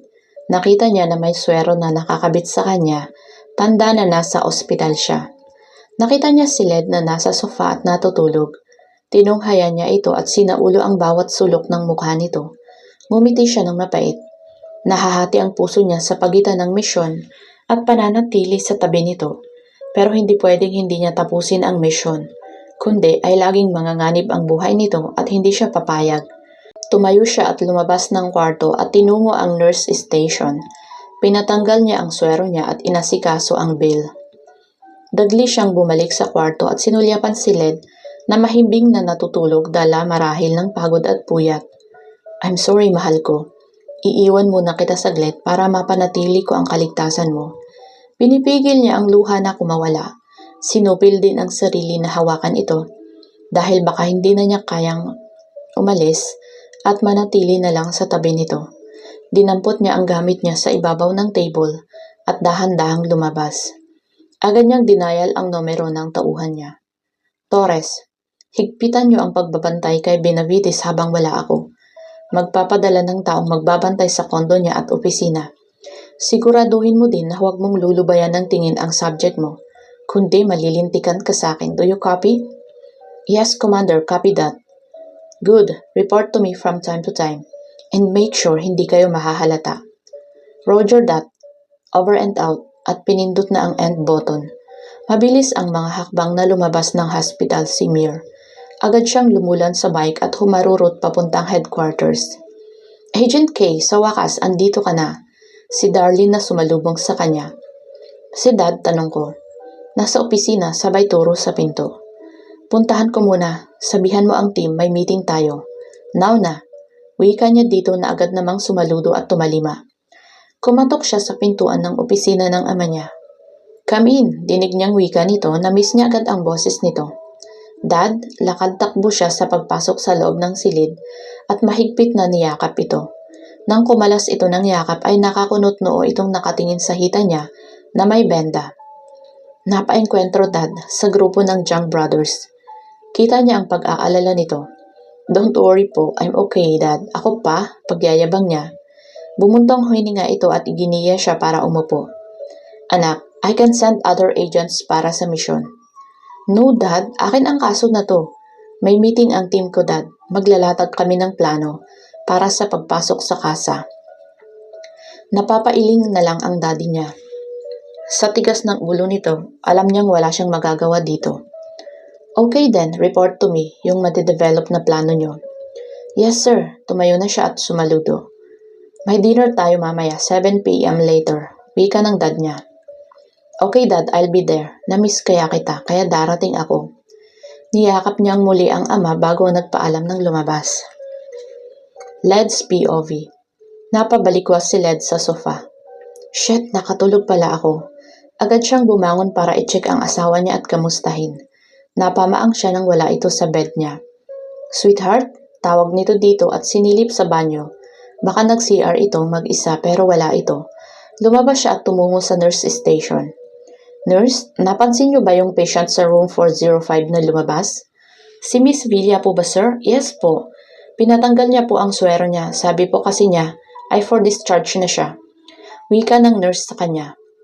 "Gaano katagal na siyang nakaalis?" Wika niya na madilim na ang anyo at nagtatangis ang bagang. "Mga 3 hours na po siguro, sir." Medyo natatakot na ang nurse sa emosyon na nakikita niya dito. Kinuyom niya ang kamao niya. Gusto niyang manuntok. Basta na lang siya tumalikod at hindi man lang nagpasalamat dito. Naglakad pabalik sa kwarto at parang wala sa sariling dinampot ang mga gamit at mabigat ang mga paang naglakad palabas. Pagtapat sa nurse station ay nagsalita siya ulit. "I'll send someone to settle the bill later."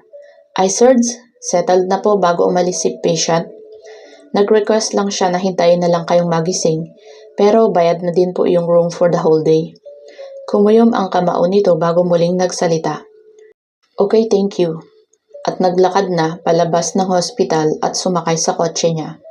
Ngumiti ito ng mapait. Marahas siyang bumuntong hininga. Maya-maya pa ay pinagsusuntok niya ang manibela hanggang sa mapagod siya. Nakita niyang dumudugo ito at namumula na. Kinuha niya ang telepono at nagdial. Brads, let's meet. Chapter 27. Headquarters. Start the presentation, Mirales, utos ni Mir kay Darlene. Andon ang buong team na may hawak na kaso. Base sa report ng informant, si Mr. Akihiro Fiji ang isa sa malalaking parokyano ng droga ng mga Jiang at malimit kumuha ng babae sa kasa. Siya ang target natin para makakuha ng impormasyon. Kailan at saan ang palitan ng malaking transaksyon ng epektos? Mag-undercover kaming 5 ni Navilla de Vera, 5 at Peregrina at papasok sa kasa. Ang grupo ni De Leon at grupo na galing sa PDEA ang aalalay sa misyon. Sino ang kukuha ng atensyon ni Mr. Fiji? Tanong ni Benjo Cervantes. Ayon sa impormasyon, mahilig sa bata itong si Fiji at certified babaero. Trip din itong languin ng droga ang mga babaeng kinakama nito. Sa aming 5, mas papasa sa panlasa nito si Commander. Pero depende pa din sa kung sino ang matitipuhan nito sa amin. Wika ni Darlene at lumingon kay Mir at kumindat. Pinandilatan niya si Darlene at nagsalita. Cervantes, isama mo ang grupo ko. Magmamanman tayo sa kasa. Kailangan nating makakuha ng impormasyon sa kilos at galaw nila sa loob bago natin pasukin. Seryosong wika ni Mir. Ito ang blueprint ng kasa, Commander. Makakatulong na mapag-aralan ang entry and exit points.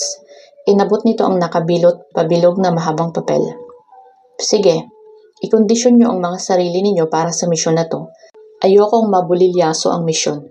Meeting adjourned, at tumayo na siya at naglakad palabas. Nagsitayuan naman na din ang lahat at sumaludo. Nagbubulungan ang ibang agents. Nag-e-evolve talaga yang si Commander pag may misyon ano, pero parang mas matindi siya ngayon. May gigil akong nararamdaman. Wika ng isa habang palabas ng meeting room. Pansin ko nga, madalas kulang yang sa mga misyon eh. Pagsang-ayon nito. 2 linggo ang matulin na lumipas nang nagsimula silang magmanman sa kasa at nakakalap na sila ng sapat na impormasyon na kailangan nila para isakatuparan ang misyon. Kasalukuyang pinag-aaralan ni Mir ang blueprint nang dumating si Darlene sa kanya. Bax, may isa pa palang group na sasama sa misyon natin. Approve na ni Chief ito ang files nila at inabot ang folders sa kanya. Inabot niya ito at nilapag sa mesa nang hindi nililingon ang kaibigan. Sige, basahin ko na lang mamaya, salamat. Umirap naman ang kaibigan nang di man lang siya lingunin nito at bumulong. Supladita? At naglakad na paalis. Naiiling na lang siya. Papasukin na nila ang kasa. Mamaya dahil na din sa timbre sa kanilang ng informant na ngayon pupunta ng kasa si Mr. Fiji.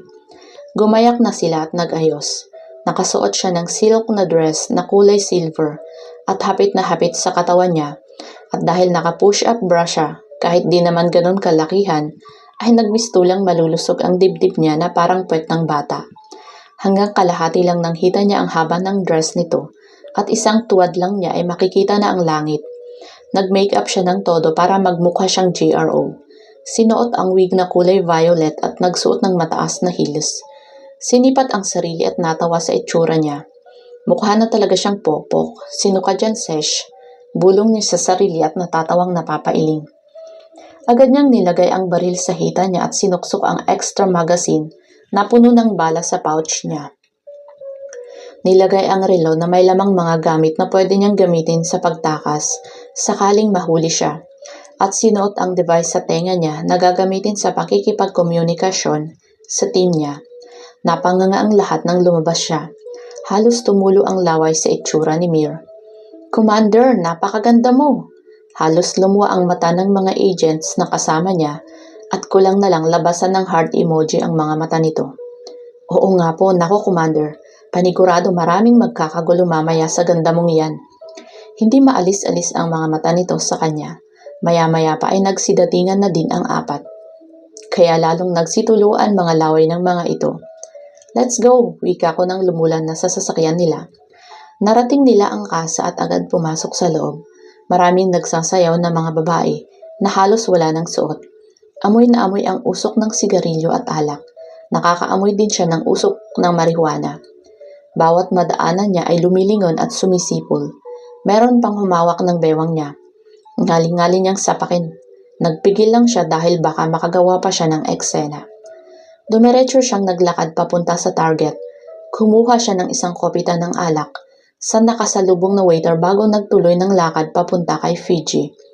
Nagkunwari siyang natalisod papunta sa sofa na kinauupuan nito at tinapon sa hita nito ang alak.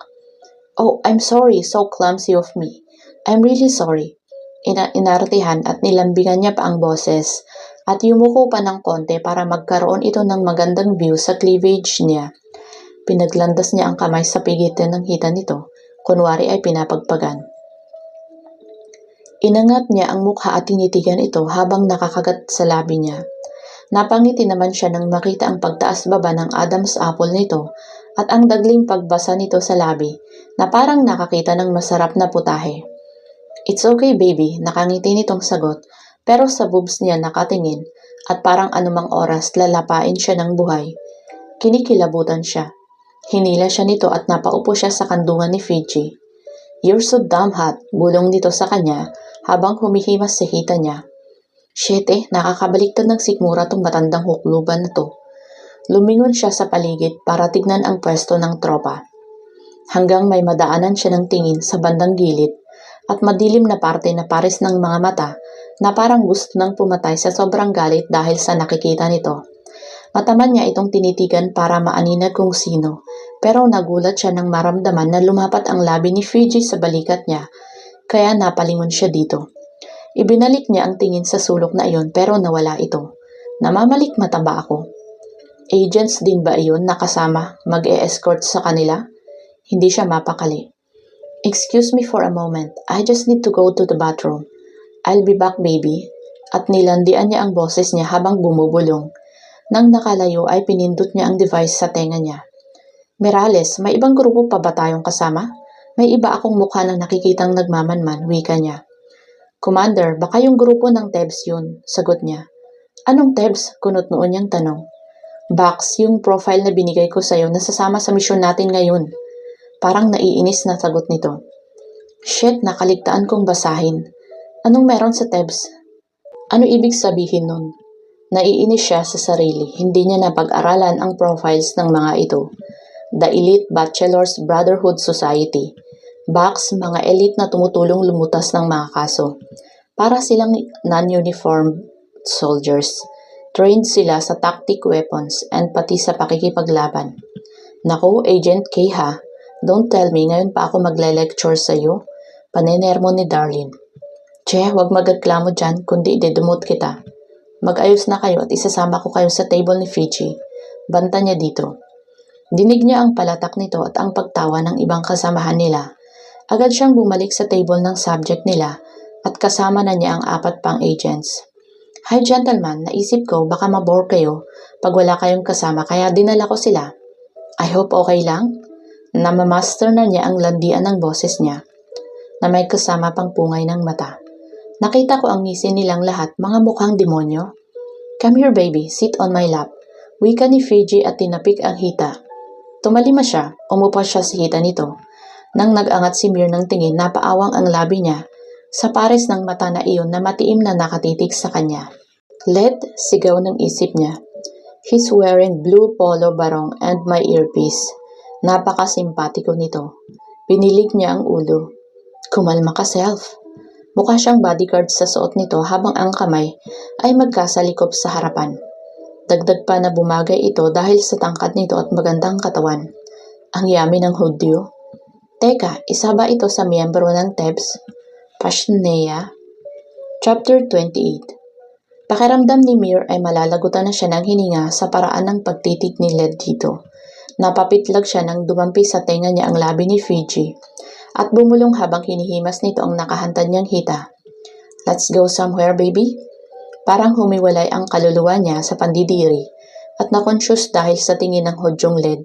Agad siyang tumayo at nilingon ito, ngunit wala na ito sa pwesto niya.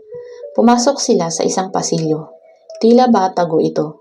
Binuksan niya ang bodycam para ma-record ito.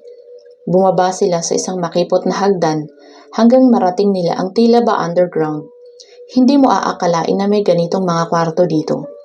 Pumasok sila sa isang magarang kwarto. Nakapalibot din doon ang mga bodyguards ni Fiji at nandun na naman ang Mokong. Baby, dito lang ba ang mga bodyguards mo? Gusto ko sana masolo kita. Malandi niyang wika habang pinaglalandas ang daliri sa braso nito at habang may inoobserbahan sa gilid ng mata niya. Nakadukwang siya sa sofa kung saan nakaupo si Mr. Fiji. Nakapwesto siya sa likod ng sofa.